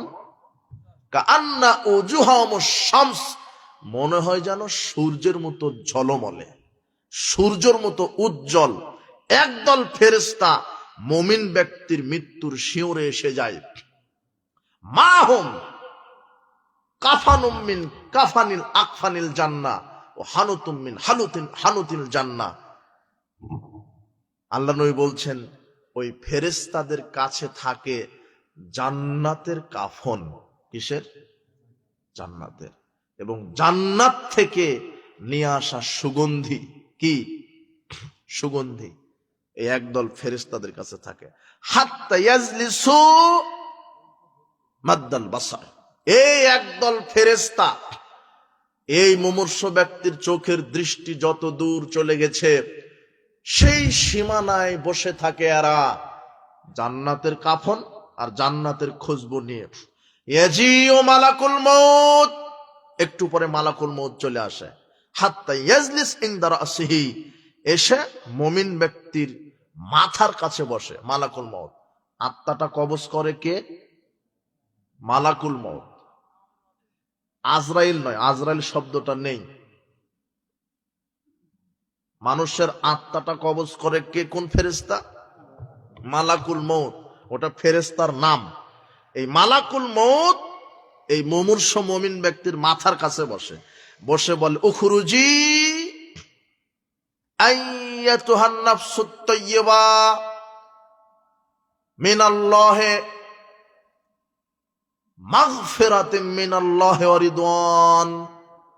মালাকুল মউত বলে, হে পবিত্র আত্মা, বের হয়ে আসো আল্লাহর ক্ষমার দিকে, আল্লাহর সন্তুষ্টির দিকে। তাখরুজু কামা তাসিলুল কাতরাতি মান ফিস সিকায়ে। আল্লাহর নবী বলছেন, মালাকুল মউত এই কথা বলার সাথে সাথে মুমিন ব্যক্তির আত্মাটা, রূহটা ওইভাবে আপনা আপনি বের হয়, যেমন কলস কাত করলে পানি আপনা আপনি বের হয়ে যায়। এই পবিত্র আত্মাটা বের হওয়ার পরে মালাকুল মউত 1 সেকেন্ড তার কাছে রাখেন না। কাদেরকে দিয়ে দেন বলেন তো? ওই যে চোখের দৃষ্টি যত দূর গেছে শেষ সীমানায় বসে আছে একদল ফেরেশতা। কিসের কাফন নিয়ে? জান্নাতের। কিসের খুশবু নিয়ে? জান্নাতের। ওরা ওই কাফনে আত্মাটা রিসিভ করে, সাথে সাথে তারা চলে যায় প্রথম আসমানে, গিয়েই দরজাতে ধাক্কাতে থাকে, খুলেন দরজা। উপর থেকে আওয়াজ আসে, কে? আমরা অমুক। কার আত্মা? অমুকের ছেলে অমুক, সৎ ব্যক্তির আত্মা। সঙ্গে সঙ্গে দরজা খুলে দেওয়া হয়। এইভাবে চলে যায় ষষ্ঠ আসমানে। ষষ্ঠ আসমানে যখন, সপ্তম আসমানে যখন যায়, তখন আল্লাহ বলে, না, ও তো উপরে এখন আসতে পারবে না, ও সৎ ব্যক্তি, ওর নামটা ইল্লিনে লিখে রাখো। সপ্তম আকাশের উপরে কি? ইল্লিন, ওখানে লিখে রাখো। আর আত্মাটা দেহে ফেরত দাও, তার কবরে তার দেহে ফেরত দাও, তার হিসাব হবে কবরে, তার জবাব হবে। সে মাটি থেকে তাকে সৃষ্টি করেছি, মাটিতেই যাবে, আমি আবার তাকে মাটি থেকে উঠাবো বিচারের মাঠে, তারপরে তার জান্নাত জাহান্নাম ফয়সালা হবে। এখন তার আত্মাটা কবরেই লিখে তার দেহের মধ্যে রেখে দাও, ওখানে থাকুক, হিসাব হবে এখন। আর নামটা লিখে দাও ইল্লিনে, কেননা সে সফল। তখন ফেরেশতারা ওই আত্মাটা দেহের ভিতরে ঢুকিয়ে দেয়। কখন ঢুকিয়ে দেয়? আত্মাটা দেহের ভিতরে কখন ঢুকিয়ে দেয়? আল্লাহর নবী বলছেন, এইবারে মুমিন ব্যক্তির কবরের জীবন খুব খেয়াল করেন। মুমিন ব্যক্তি যারা ভালো মানুষ, ফাতুআদু রূহুহু ফি জাসাদিহি, আল্লাহর নবী বলছেন, এখন সপ্তম আকাশ থেকে ওই আত্মাটা ফেরেশতারা ফিরিয়ে নিয়ে এসে যখন মানুষ কবরে রেখে দিল, আপনি যখন কবরে রাখলেন, রাখার সাথে সাথে আত্মাটা দেহের মধ্যে ঢুকে দিল, আত্মাটা দেহের মধ্যে ঢুকিয়ে দিল। আতাহু মালাকানে, দেহের মধ্যে ঢুকিয়ে দেওয়ার সাথে সাথে দুইজন ফেরেশতা আসে কবরে, দুইজন ফেরেশতা। ফাইজ লিসানিহি, তাকে উঠিয়ে বসায়। তাকে কি বসায়? উঠিয়ে বসায়। এইদিকে আপনারা কিন্তু মাটি দিচ্ছেন, কথা বুঝেননি মনে হয়। এইদিকে ওকে উঠানো বসানো হচ্ছে। কেউ মাটি দিয়ে চলে আসছে, আল্লাহ বলছেন, ইন্নাহু লায়াসমাউ কারানে আলিহিম, বিশ্বাস করেন কবর যে কত জটিল ও কঠিন। যখন আপনি মাটি দিচ্ছেন, তখন এদিকে ফেরেশতারা তাকে উঠিয়ে বসিয়েছে কবরে, এদিকে আপনি মাটি দিচ্ছেন তাকে। উঠানো বসানো মানে এই নয় যে আপনি ও উঠে বসে গেল মরা লাশ, না, আত্মাটাকে বসানো হলো, মানে আত্মাটা বুঝতে পারছে যে আমাকে এখন উঠিয়ে কি করা হলো? বসানো হলো। কবরের শাস্তি দেহের সাথে নয়, কিসের সাথে বলেন তো? আত্মার সাথে। আত্মার সাথে শাস্তি। তো আত্মাটা বুঝতে পারে, তাকে উঠিয়ে বসানো হলো, এদিকে আপনারা মাটি দিচ্ছেন তাকে। আল্লাহর নবী বলছেন, যখন উঠিয়ে বসানো হলো, ইন্নাহু লায়াসমাউ কারানে আলিহিম, তখন ওই কবরবাসী মানুষের জুতার শব্দ কানে শুনতে পায়। ওই যে আমার গ্রামবাসী আমাকে মাটি দিতে এসেছিল, আমাকে মাটি দিয়ে তারা চলে যাচ্ছে, ওই যে পায়ের শব্দ। এই পরিস্থিতি, অবস্থা কত কঠিন আমি আপনাকে কি দিয়ে বুঝাবো। ওই সময়তে কবর অন্ধকার, কি অন্ধকার। ও নিজে বুঝতে পারছে যে আমার এলাকার লোক মাটি দিয়ে চলে যাচ্ছে, কবর অন্ধকার, আমার কোনো উপায় নাই, কোনো শক্তি নাই, কবর অন্ধকার। দুজন ফেরেশতা তখন আছে, এদিকে মানুষ চলে যাচ্ছে। উঠিয়ে বসানোর সাথে সাথে তাকে জিজ্ঞাসা করে, মান রব্বুকা, তোমার প্রতিপালক কে? ফাম্মাল মুমিন, যদি ওই কবরবাসী মুমিন হয়, ফায়াকুলু রব্বি আল্লাহ, সে বলে আমার প্রতিপালক আল্লাহ। মা দিনুকা, তোমার দিন কি? দিন ইসলাম, লোকটি বলে আমার দিন ইসলাম। মা হাদার রাজুল আল্লাযী বুইসা ফিকুম, তোমাদের নিকটে একজন রসুলকে প্রেরণ করা হয়েছিল, তার ব্যাপারে তোমার মত কি? তখন মুমিন ব্যক্তি বলে, হুয়া আব্দুল্লাহ ওয়া রাসূলুহু, উনি হচ্ছেন আল্লাহর দাস, আল্লাহর নবী, আমি তাকে চিনি জানি। উনি হচ্ছেন মুহাম্মদ, হুয়া মুহাম্মদ, আশহাদু আল্লা ইলাহা ইল্লাল্লাহু ওয়া আন্না মুহাম্মাদান আবদুহু রাসূলুহু। তখন কবরেই লোকটা কালেমা শাহাদাত পাঠ করে শুনিয়ে দিবে যে আমি সাক্ষ্য দিচ্ছি আল্লাহ ছাড়া প্রকৃত মাবুদ নেই, আমি সাক্ষ্য দিচ্ছি মুহাম্মদ আল্লাহর দাস এবং তার প্রেরিত রাসূল। তখন দুইজন ফেরেশতা বলবে, মায়ুদ্রিকা, এই তিনটা প্রশ্নের উত্তর তুমি জানলে কিভাবে? তখন এই কবরবাসী বলবে, জানবো না মানে, কারা তো কিতাব আল্লাহ, আমি আল্লাহর কোরআন পড়েছি। কি পড়েছে? আপনি পড়তে জানেন? আগামীকাল ভর্তি হবেন আপনি, বয়স 80, তাও কোরআন পড়া শিখতে হবে, বলেন ইনশাআল্লাহ। এত কিছু শিখলেন, যেটা আপনার রবের পক্ষ থেকে আসছে কোরআন, এটাই জানেন না। আল্লাহ আপনাকে জানার তৌফিক দান করুন। দেখেন, এই লোকটা বলছে, যে আমি কোরআন পড়েছি। আমি জানবো না মানে আমি আল্লাহর কোরআন পড়েছি। ফামানতু বিহি ওয়া সাদ্দাকতু ফাযালিক। শুধু কোরআন পড়েছি, কোরআন বিশ্বাস করেছি, কোরআন অনুযায়ী নিজের জীবনকে গড়েছি। আমি পারবো না তো কে পারবে? আমি 3টা প্রশ্নের উত্তর দিতে পারবে না তো কে পারবে? আমি কোরআন পড়েছি, কোরআন মেনেছি, কোরআন নিজের জীবনে বাস্তবায়ন করেছি। এই কথা মুমিন ব্যক্তি বলার সাথে সাথে নাদি মুনাদি মিনাস সামা, আল্লাহ আরশ থেকে ঘোষণা দিবেন, 2জন ফেরেশতাকে বলবেন, এই ফেরেশতাদের শোনো, আং সাদাকা আব্দি, আমার এই বান্দা সত্য বলেছে, ফাফরিশু মিনাল জান্নাহ, কাজেই তোমরা তার কবরেই তাকে জান্নাতের বিছানা বিছিয়ে দাও। ওয়াল বিসহু মিনাল জান্নাহ, জান্নাতে তাকে তার শরীরে জান্নাতের পোশাক গায়ে পরিয়ে দাও। ওয়াফতাহু লাহু বাবান ইলাল জান্নাহ, এবং কবর থেকেই জান্নাতের দিকে একটা দরজা কেটে দাও। ওয়ায়াতিহি রাউহিহা ওয়া তিবিহা, যাতে করে আমার এই মুমিন ব্যক্তিটা এখন তো জান্নাতে যেতে পারবে না, বিচার মাঠে হিসাব শেষ হওয়ার পরে জান্নাতে যাবে, কিন্তু এই লোকটা মুমিন, কবর থেকেই জান্নাতের দিকে দরজা কেটে দাও, যাতে করে কবরে শুয়ে থেকেই এই মুমিন ব্যক্তিটা জান্নাতের সব সুযোগ সুবিধা ভোগ করতে পারে। এইভাবে জান্নাতের সুযোগ সুবিধা করা হবে। আল্লাহ বলবেন, ইউফসাহু লাহু মাদ্দা বাসারিহি, কবরকে প্রশস্ত করে দেওয়া হবে, মুমিন ব্যক্তির কবর প্রশস্ত করে দেওয়া হবে। কত দূর? চোখের দৃষ্টি যত দূর যায়। ওয়া নাওয়ারু লাহু ফিহি, এবং তার কবরকে আলোকিত করে দেওয়া হবে। তার মানে কবর কি? অন্ধকার, কিন্তু মুমিন ব্যক্তির কবরকে কি করে দেওয়া হবে? আলোকিত। কবর আলোকিত করা হবে, জান্নাতের পোশাক পরিয়ে দেওয়া হবে, জান্নাতের দিকে দরজা কেটে দেওয়া হবে। এই সব সুযোগ সুবিধা দিতে দিতে ইয়াতিহি রাজুলুন, একজন ব্যক্তি চলে আসবে কবরে, আলাদা একজন ব্যক্তি। আহসানুল ওয়াজহি হাসানুস সিয়াব, একেবারে সুন্দর, সুবেশিত, সুগঠিত, সুদর্শন যুবক মুমিন ব্যক্তির কবরে চলে আসবে। এসে বলবে, আবশির বিল্লাযী ইয়াসুররুকা হাযা ইয়াউমুকা আল্লাযী কুনতা তুআদুন, আপনি সুসংবাদ গ্রহণ করেন, জান্নাতের এই দিনের ওয়াদা দিয়েছিলেন, আমল ভালো হলে কবর ভালো হবে, জান্নাত হবে, আমি আপনাকে সুসংবাদ দিতে এসেছি। তখন ওই মুমিন ব্যক্তি বলবে, মান আনতা, তুমি কে, আমাকে সুসংবাদ দিচ্ছ? ইয়াজিউ ইয়াউমাল কিয়ামা বিল খায়র, আজকে ইয়াজিউ বিল খায়র, তুমি আমার কাছে এসে আজকে কল্যাণের সংবাদ দিচ্ছ, তুমি কে? তখন ওই ব্যক্তি বলবে, আনা আমালুকা সালেহ, আমি তোমার সৎ আমল। কি আমল? সৎ আমল, সৎ কর্ম।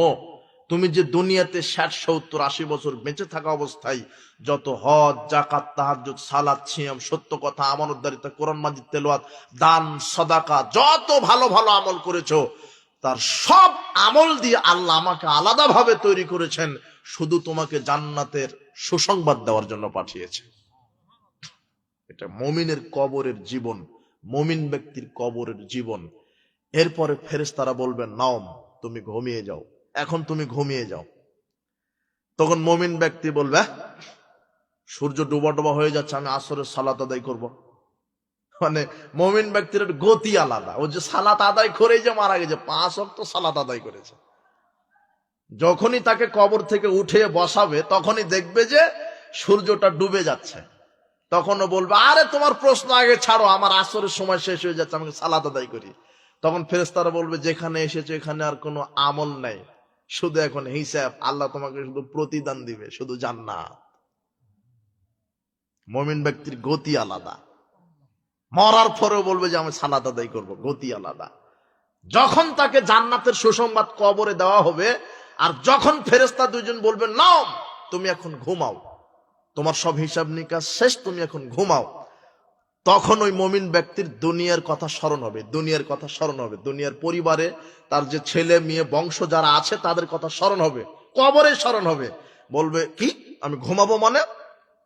ইরজিউল আহলি ফাখবিরহুম, আমি এখন আমার বাড়িতে যেতে চাই, আমার পরিবারকে জানিয়ে দিতে চাই যে আল্লাহ আমাকে জান্নাতের সুসংবাদ দিয়েছে। তখন ফেরেশতারা বলেন, না না না, তুমি যেখানে এসেছো এখান থেকে আর দুনিয়াতে যাওয়া যাবে না। নাম কানাউমাতুল আরুস, বাসর ঘরে ওই বর যেভাবে ঘুমিয়ে থাকে ওইভাবে ঘুমিয়ে থাকো। আল্লাযী লা ইউকিযুহু আহাব্বু ইলাইহি, যাকে তার স্ত্রী ছাড়া প্রিয়জন ছাড়া কেউ জাগায় না, যাকে তার স্ত্রী ছাড়া তার প্রিয়জন ছাড়া কেউ জাগায় না। বাসর ঘরে যেমন বর ঘুমিয়ে থাকে তার স্ত্রী ছাড়া কেউ জাগায় না, তুমি এইভাবে ঘুমিয়ে থাকো হাত্তা ইয়াবআসাহুল্লাহু, আল্লাহ যেদিন তোমাকে জাগাবে সেই দিন পর্যন্ত ঘুমিয়ে থাকবে লোকটা। যখন ইসরাফিল আলাইহিস সালাম প্রথম সিংগায় ফুৎকার দিবে, তখন এই মুমিন ব্যক্তির ঘুম ভেঙে যাবে। ঘুম থেকে ভেঙে বলবে, আহা, কে ঘুম ভাঙালো আমার, কেবলই ঘুমালাম। অথচ লোকটা ঘুমিয়ে আছে 1 কোটি বছর ধরে। কথা বুঝেননি মনে হয়? কে ঘুম ভাঙালো? অথচ শুয়ে আছে কতদিন থেকে? 1 কোটি, 2 কোটি, 100 বছর, 500 বছর ধরে ঘুমিয়ে আছে। কিন্তু বলবে যে আমি কেবলই ঘুমালাম, মানে কত শান্তিতে ঘুমিয়েছিল। কথা বুঝেননি? এটা হলো মুমিন ব্যক্তির কবরের জীবন। ওয়াম্মাল মুনাফিকুল কাফের, আর যদি কাফের মুনাফিক ফাজের হয়, বেনামাজি হয়, যদি ফাসেক হয়, কাফের হয়, বদ শ্রেণীর লোক হয়, বেনামাজি হয়, আল্লাহদ্রোহী হয়, কাফের হয়, মুশরিক হয়, তার কাছেও ফেরেশতা আসে আকাশ থেকে, হাতে থাকে দুর্গন্ধযুক্ত চট, দুর্গন্ধযুক্ত। তারা চোখের দৃষ্টি যতদূর ততদূর বসে থাকে। মালাকুল মউত এসে তার মাথার কাছে বসে, মানে জান কবজ করবে এখন খারাপ ব্যক্তির। এতক্ষণ আপনি শুনলেন কোন ব্যক্তির কবর, মৃত্যু এবং কবরের জীবন? মুমিন। এখন ফাজের, খারাপ ব্যক্তির, বদকার, বেনামাজি, কাফের, মুশরিক, এদের নিকটে মালাকুল মউত এসে বলবে, উখরুজি আইয়াতুহান নাফসুল খাবিস, অপবিত্র আত্মা বের হয়ে আসে। তখন আত্মাটা তার সারা দেহটা ছোটাছুটি করবে, বের হতে চাইবে না। আল্লাহ নবী বলছেন, তখন মালাকুল মউত তার আত্মাটা হাত ঢুকিয়ে দিয়ে ভাবে বের করবে, এমন ভাবে যে বস্তা, ওই পাটের দড়িতে বোনানো চটের বস্তা, বুঝেন কিনা? এই বস্তার উপরে, চটের উপরে যেমন লোহার আংটা রেখে টান দিলে যেমন ছিঁড়ে বের চলে আসে, এইভাবে মালাকুল মউত ওই খারাপ ব্যক্তির আত্মাটা এভাবে ছিঁড়ে চিরে বাহির করে নেবে। আল্লাহ তুমি অবস্থা থেকে আমাদেরকে তুমি হেফাজত করো। আমাদের আত্মাটা যেন পানি যেভাবে কলস থেকে বের হলো এইভাবে যেন বের হয়ে যায়, মুমিন ঈমান নিয়ে যেন আমরা মৃত্যুবরণ করতে পারি, সেই তৌফিক তুমি দান করো। এবার বের করে আত্মাটা রাখবে না, ওদেরকে দিয়ে দিবে যারা রিসিভার। ওরা তখন এই চটের, দুর্গন্ধ চটের বস্তাতে নিয়ে প্রথম আসমানে গিয়ে আবার দরজা নক করবে, খুলেন খুলেন। তখন উপর থেকে বলা হবে, কে? তো অমুকের ছেলে অমুক, অধমের ছেলে অধমের লাশ, বা অমুক অধমের লাশ, অধমের রূহ। তখন বলবে, যা না, খোলার অনুমতি নাই। ওর নামটা 7 জমিনের নিচে সিজ্জিন আছে। কি আছে? সিজ্জিন। সেখানে লিখে দাও, আর আত্মাটা দেহের মধ্যে দিয়ে দাও। ওই যে এবার আল্লাহ নবী বলছেন, তু আদু রুহু ফি জাসাদিহি। এবার মানুষ যখন ওই কবরে রাখলো, রাখার সাথে সাথেই তার দেহে কি ঢুকানো হলো? আত্মা। এই খারাপ ব্যক্তির আত্মাটাও ঢুকানোর সাথে সাথে ফেরেশতারা একে উঠিয়ে বসে একেও জিজ্ঞাসা করে,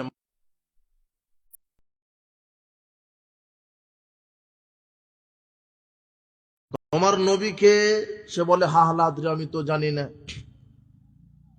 তখন আল্লাহ বলবেন, আনকাযাবা, আমার এই বান্দাটা মিথ্যা বলছে।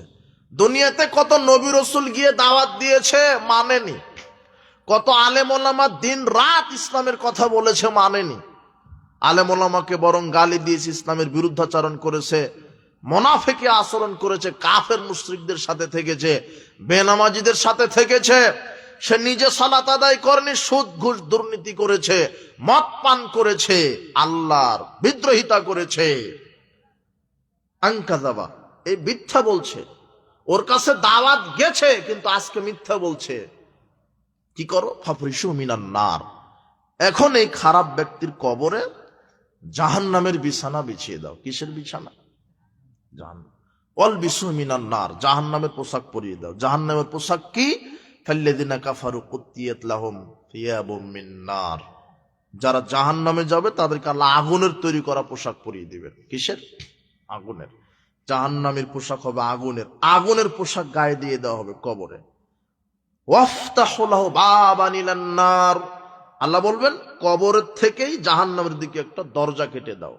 ও হাররিহা ওয়া সামুমিহা, যাতে করে কবর জাহান্নামের লেলিহান শিখা, অগ্নি, গরম হাওয়া বাতাস, ধোঁয়া যেন কবরে এসেই তাকে শাস্তি দিতে পারে।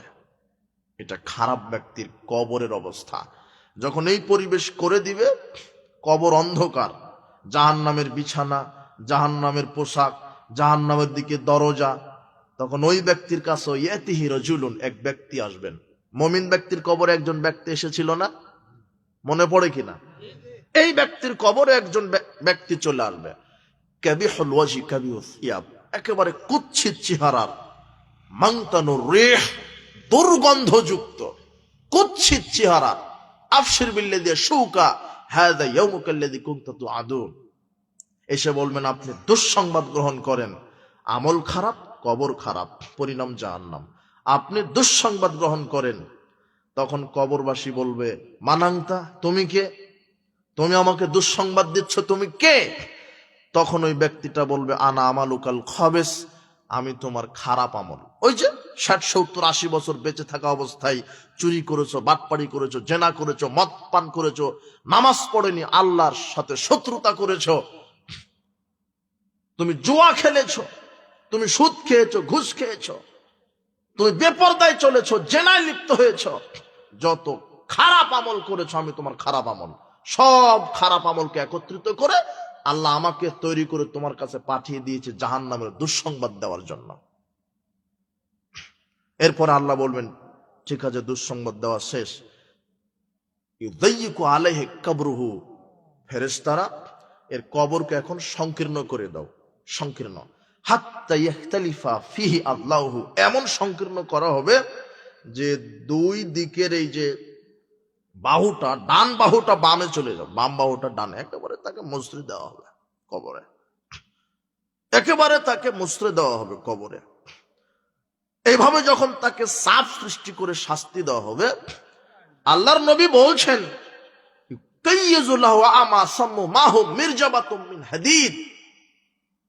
সব ফেরেশতা চলে যাবে,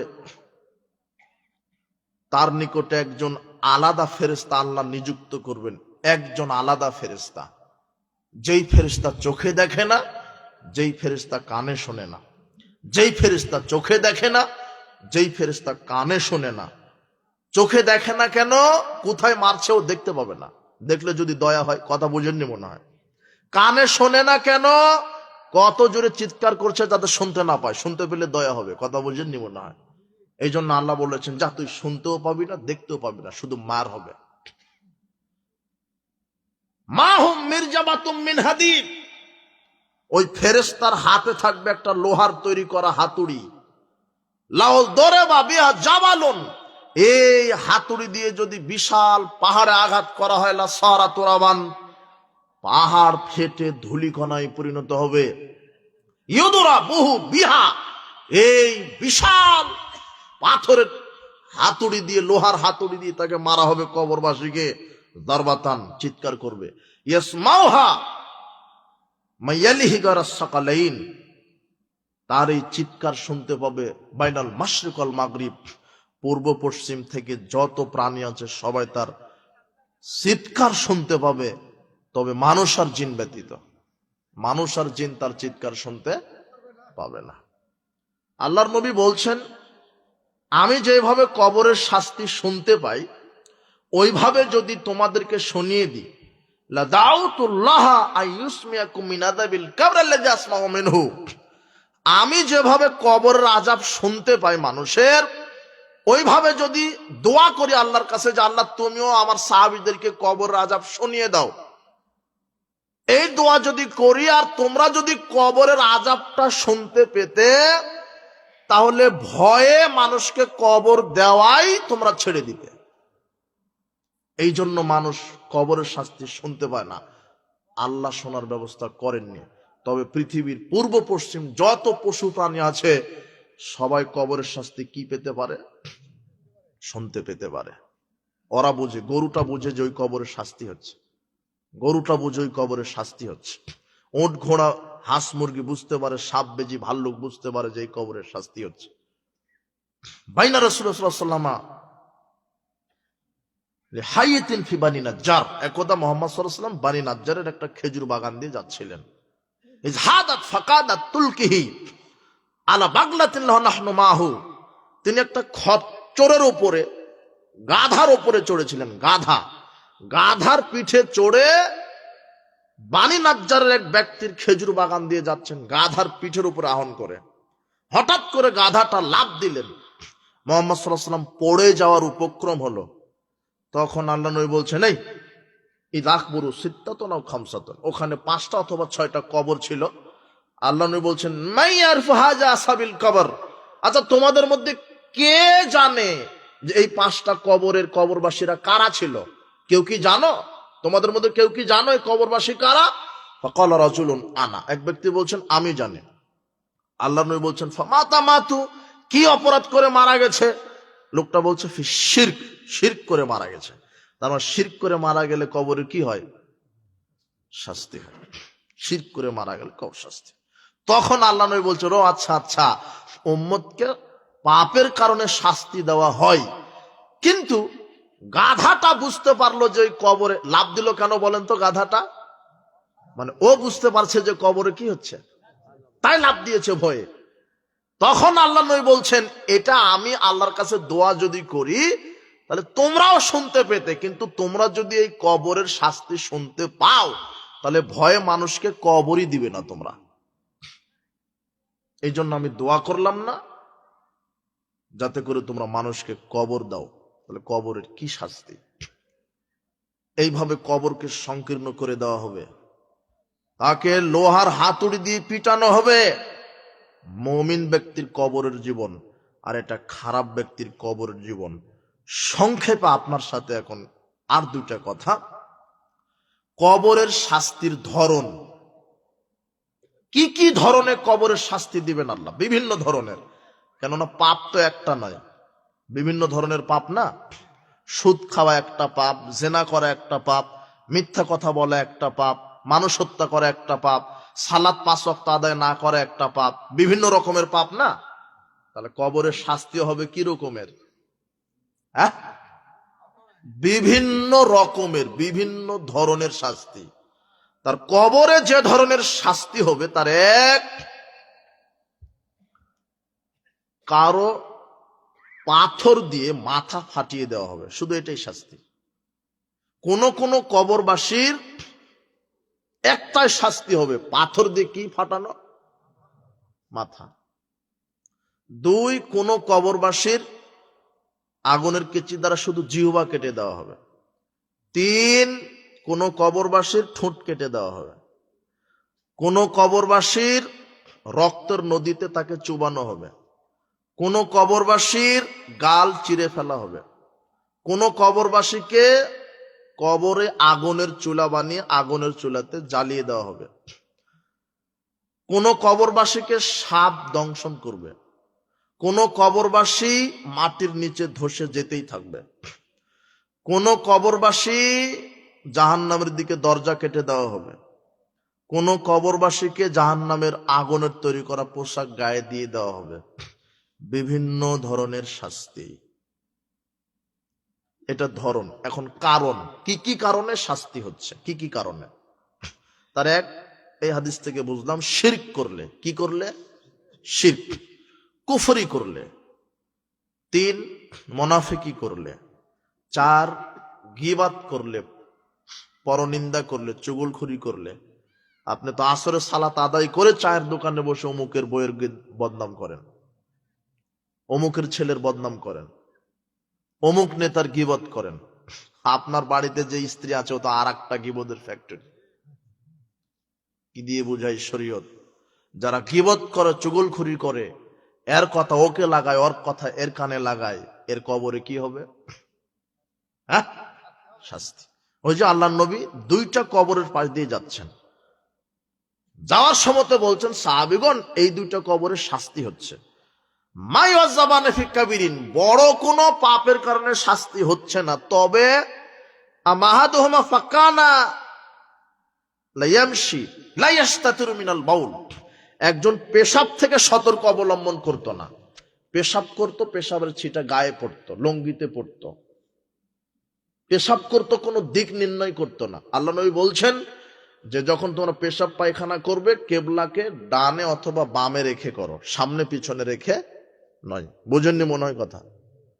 তবে টয়লেটটা যদি ঘেরা থাকে চতুর্দিকে তাহলে কোনো সমস্যা নেই। খোলা মাঠে পেশাব পায়খানা করলে কেবলাকে কোন দিকে রাখবেন? ডানে অথবা বামে।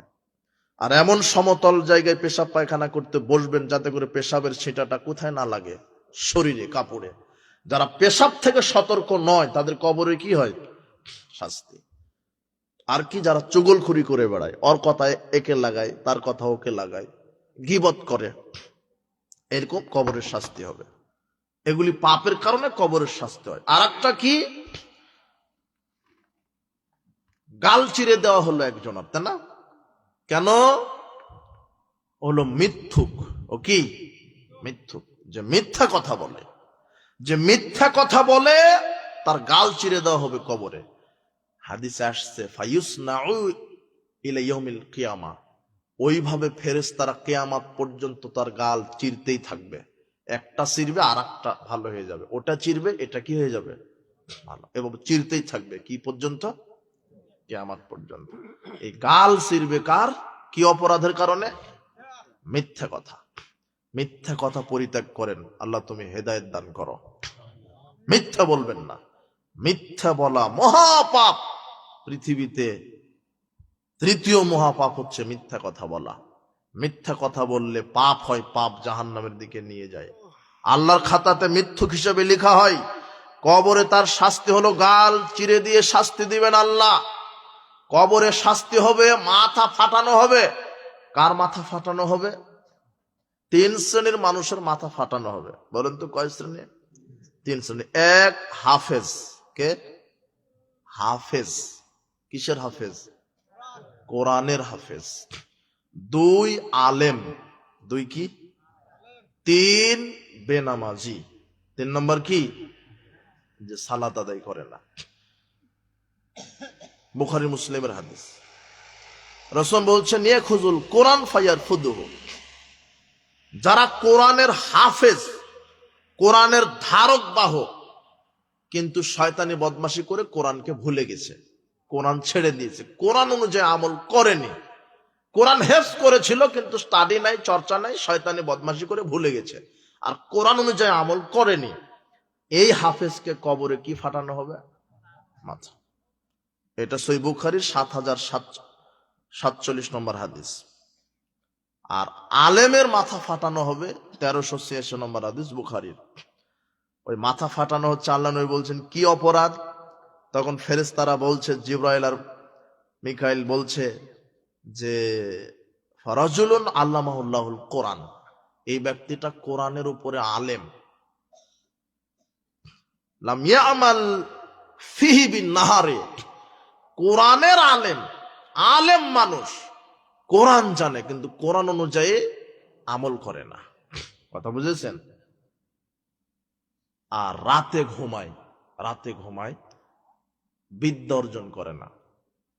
আলেম যারা ঘুমাবেন কম, পড়াশোনা করবেন বেশি। কথা বুঝেছেন? এলেম অর্জন করতে হবে বেশি। যারা শুধু ঘুমায় রাতে, এলেম অর্জন করে না, আর এলেম অনুপাতে দিন আমল করে না, এই আলেমের কি ফাটানো হবে? মাথা। 3, আর একটার মাথা ফাটানো হবে ইয়া নামু আনিস সালাতিল মাকতুবা, যারা ফরজ সালাত আদায় না করে ঘুমায়। কি? যারা ফরজ সালাত আদায় না করে ঘুমায়।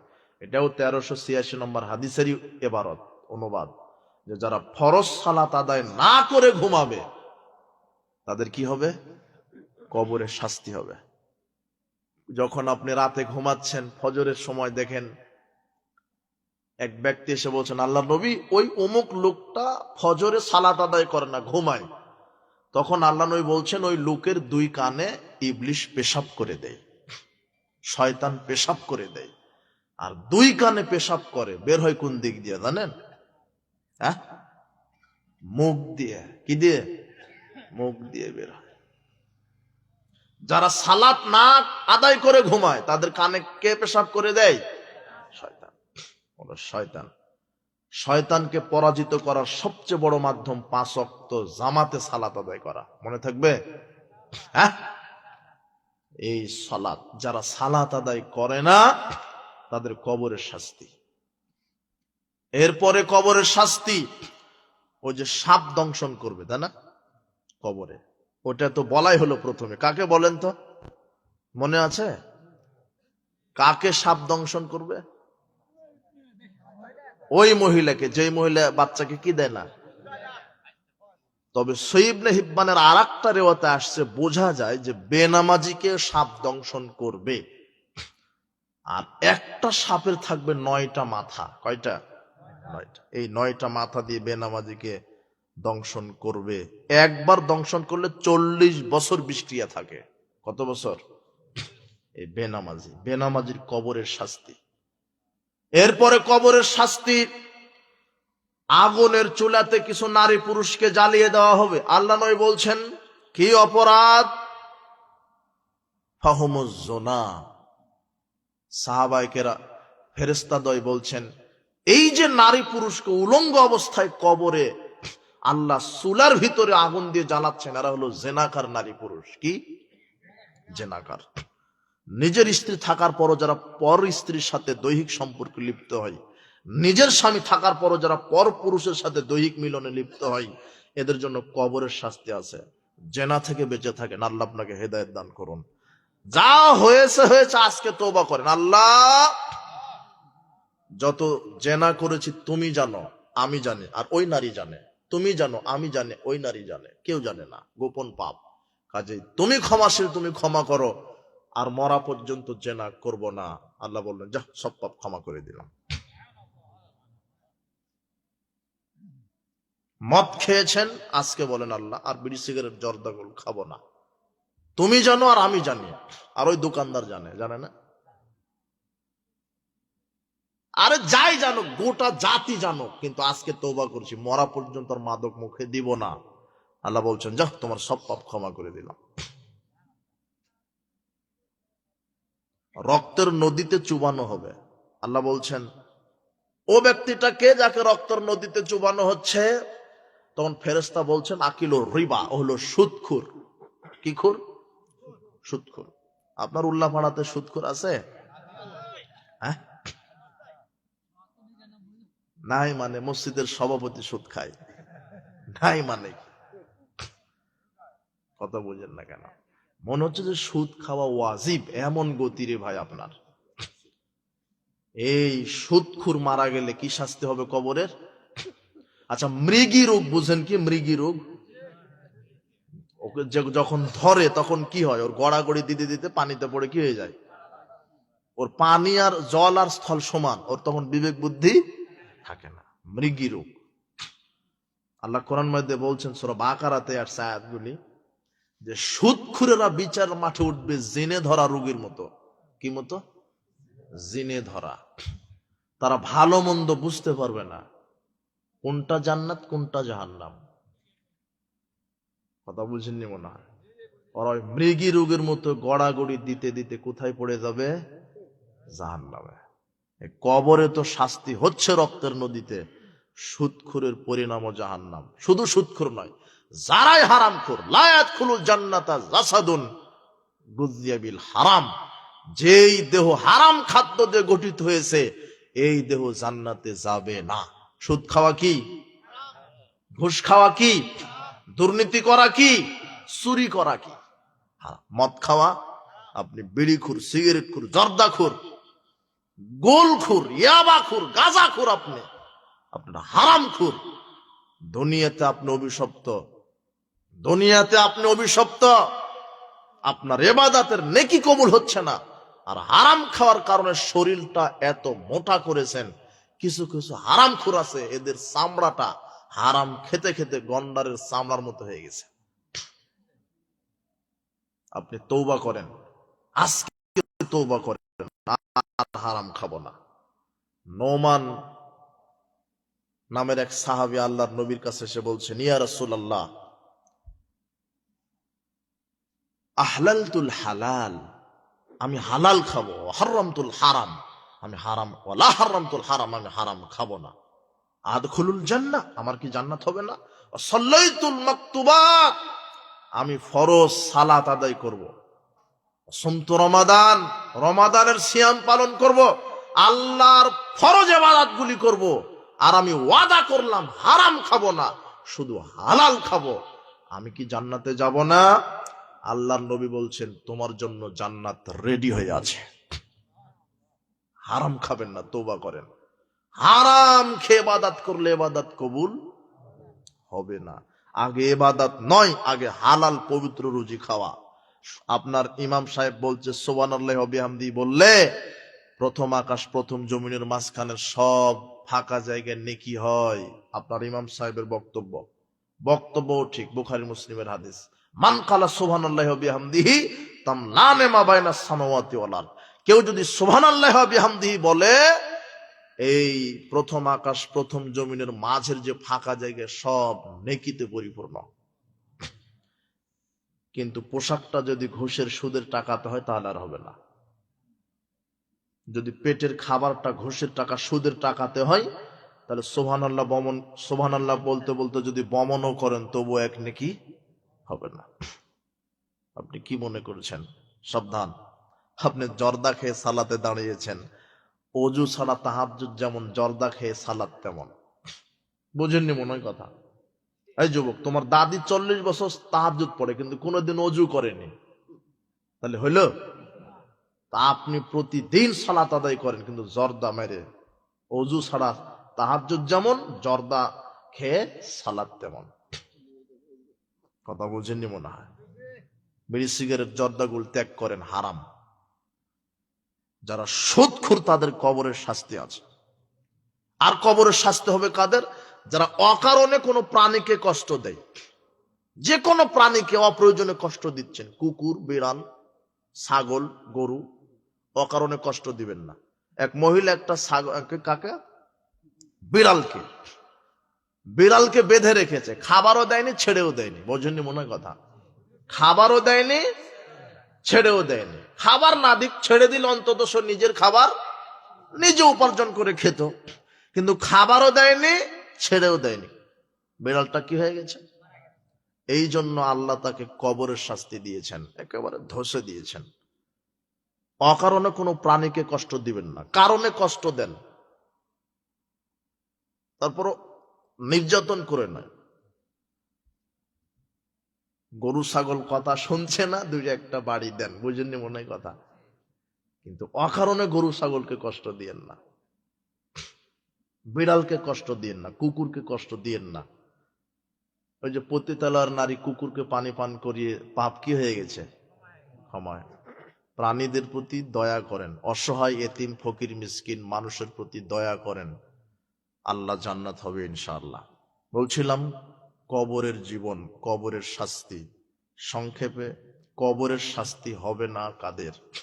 কবরের শাস্তি হবে না যারা 5 ওয়াক্ত সালাত আদায় করে, যারা সৎ আমল করে, তাদের কবরের শাস্তি হবে না। যারা নিয়মিত মসজিদে গিয়ে 5 ওয়াক্ত সালাত আদায় করে তাদের কবরের শাস্তি হবে না।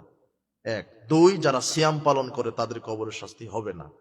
3 যারা দান সাদকা করে তাদের কবরের শাস্তি হবে না। মুসনাদ আবি আলার মধ্যে একটা হাদিস আসছে, মুমিন হোক আর কাফের হোক, প্রত্যেকটা মানুষের কবরেই আযাবের ফেরেশতারা যাবে শাস্তি দেওয়ার জন্য। মুমিন ব্যক্তির কবরেও আযাবের ফেরেশতা যাবে, কি দেওয়ার জন্য? শাস্তি দেওয়ার জন্য। হাদিস আসছে, যখন মাথার দিক থেকে আসবে ফেরেশতা, আযাবের ফেরেশতা শাস্তি দেওয়ার জন্য, তখন 5 ওয়াক্ত সালাত কথা বলবে, এই মুমিন ব্যক্তি 5 ওয়াক্ত সালাত আদায় করেছে, আমি পাহারাদার, এই দিক দিয়ে তোমাকে ঢুকতে দিব না।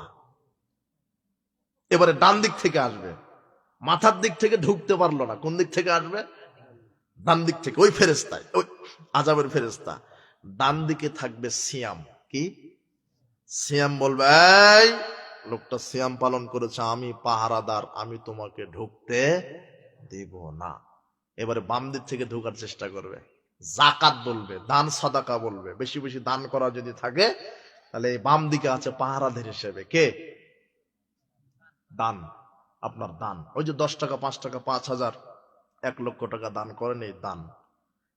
বাম দিকে আছে পাহারাদার। ঢুকতে চাইবে ফেরেশতা, বলবে এই লোকটা দান করেছে, আমি ঢুকতে দিব না।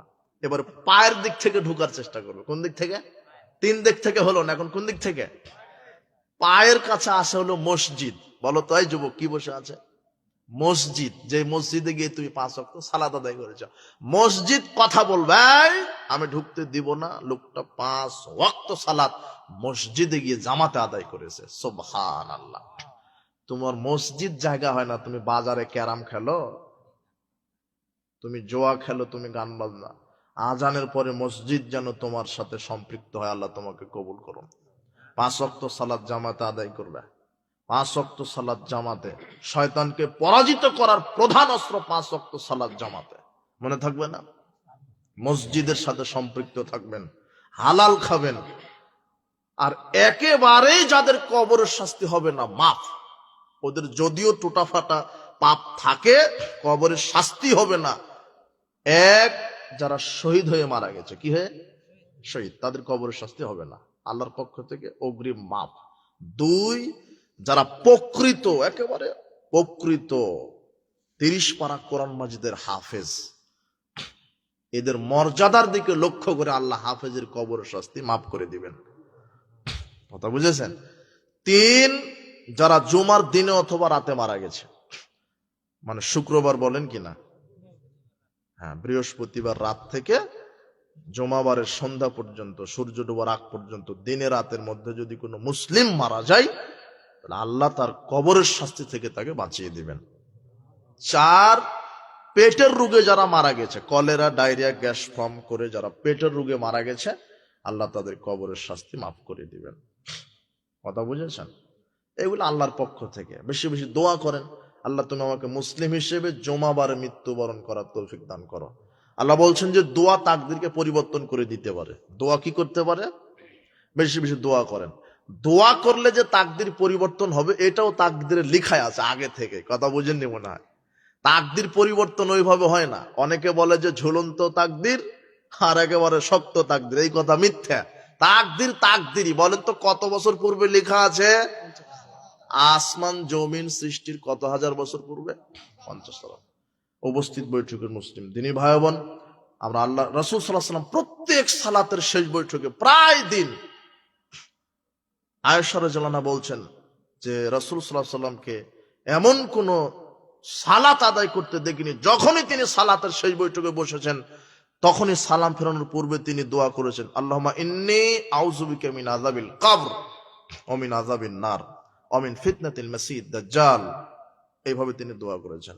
কথা বুঝেননি? যে আল্লাহ, আমি তোমার কাছে কবরের শাস্তি থেকে বাঁচতে চাই, তোমার কাছে জাহান্নামের শাস্তি থেকে বাঁচতে চাই, দাজ্জালের ফিতনা থেকে বাঁচতে চাই। আউযু বিকা মিন আযাবিল কবর ওয়া মিন আযাবিন নার, আউযু বিকা মিন ফিতনাতিল মাসিহ দাজ্জাল, আউযু বিকা মিনাল মাহইয়া ওয়াল মামাত, আল্লাহুম্মা ইন্নী আউযু বিকা মিনাল মা'সাম ওয়া মিনাল মাগরাম। এইভাবে তিনি দোয়া করেছেন। তাহলে সালাম ফেরানোর পূর্বে দোয়াগুলি করব। শেষ বৈঠকে যত দোয়া আছে কোরআন হাদিস থেকে, শেষ বৈঠকে সালাম ফেরানোর বৈঠকে যত দোয়া আছে, রব্বির হামহুমা কামা রব্বানি সগীরা, রব্বানা আতিনা ফিদ দুনিয়া হাসানাতাও ওয়া ফিল আখিরাতি হাসানাতাও ওয়া কিনা আযাবান্নার। সাইয়্যিদুল ইস্তিগফার, ক্ষমার দোয়া। আপনি আল্লাহর কাছে তওবা করেন, তওবা করেন। কত পাপ করেছেন এটা দেখবেন না, শুধু তওবা করেন। এমন কোন পাপ নাই যে ক্ষমা হবে না। আল্লাহর কাছে তওবা করলে আল্লাহ এত খুশি হন, আল্লাহ বলছেন ইল্লা মান তাবা ওয়া আমানা ওয়া আমিলা আমালান সলিহা। যে তওবা করে, নিজেকে সংশোধন করে নেয়, ঈমানকে নবায়ন করে, এরপরে সৎ আমল করতে থাকে, ফাউলাইকা ইউবাদদিলুল্লাহু সাইয়্যাতিহিম হাসানাত। আমি ওই বান্দার বিগত সব পাপকে ক্ষমা তো করি, সব পাপকে আমি নেকি করে দিই। এই যুবক, তুমি আজকে তওবা করো। বেনামাজি সেজে যত পাপ হয়েছে আজকে তওবা করে ফিরে আসো। মদ খেয়ে যত পাপ করেছো আজকে তওবা করে ফিরে আসো। জেনা করে যত পাপ করেছো আজকে তওবা করে ফিরে আসো। মানুষ হত্যা করে যত পাপ করেছো আজকে তওবা করে ফিরে আসো। গান বাজনা শুনে যত পাপ করেছো আজকে তওবা করে ফিরে আসো। জুয়া খেলে যত পাপ করেছো আজকে তওবা করে ফিরে আসো। বলো আল্লাহ, গান বাজনা শুনবো না, জেনা করব না, মদ পান করব না, জুয়া খেলবো না, মানুষ হত্যা করব না, মাপে ওজনে কম দিব না, ভুল হয়েছে হয়েছে আল্লাহ আজকে ক্ষমা চাচ্ছি, মরা পর্যন্ত আর করব না, তওবা করছি। আল্লাহ বলবেন, যা, তোমার সব পাপ তো ক্ষমা হলো হলো, সব পাপ আমি নেকি করে দিলাম। আজকে তওবা করেন। বারাকাল্লাহু ফিকুম, জাযাকুম।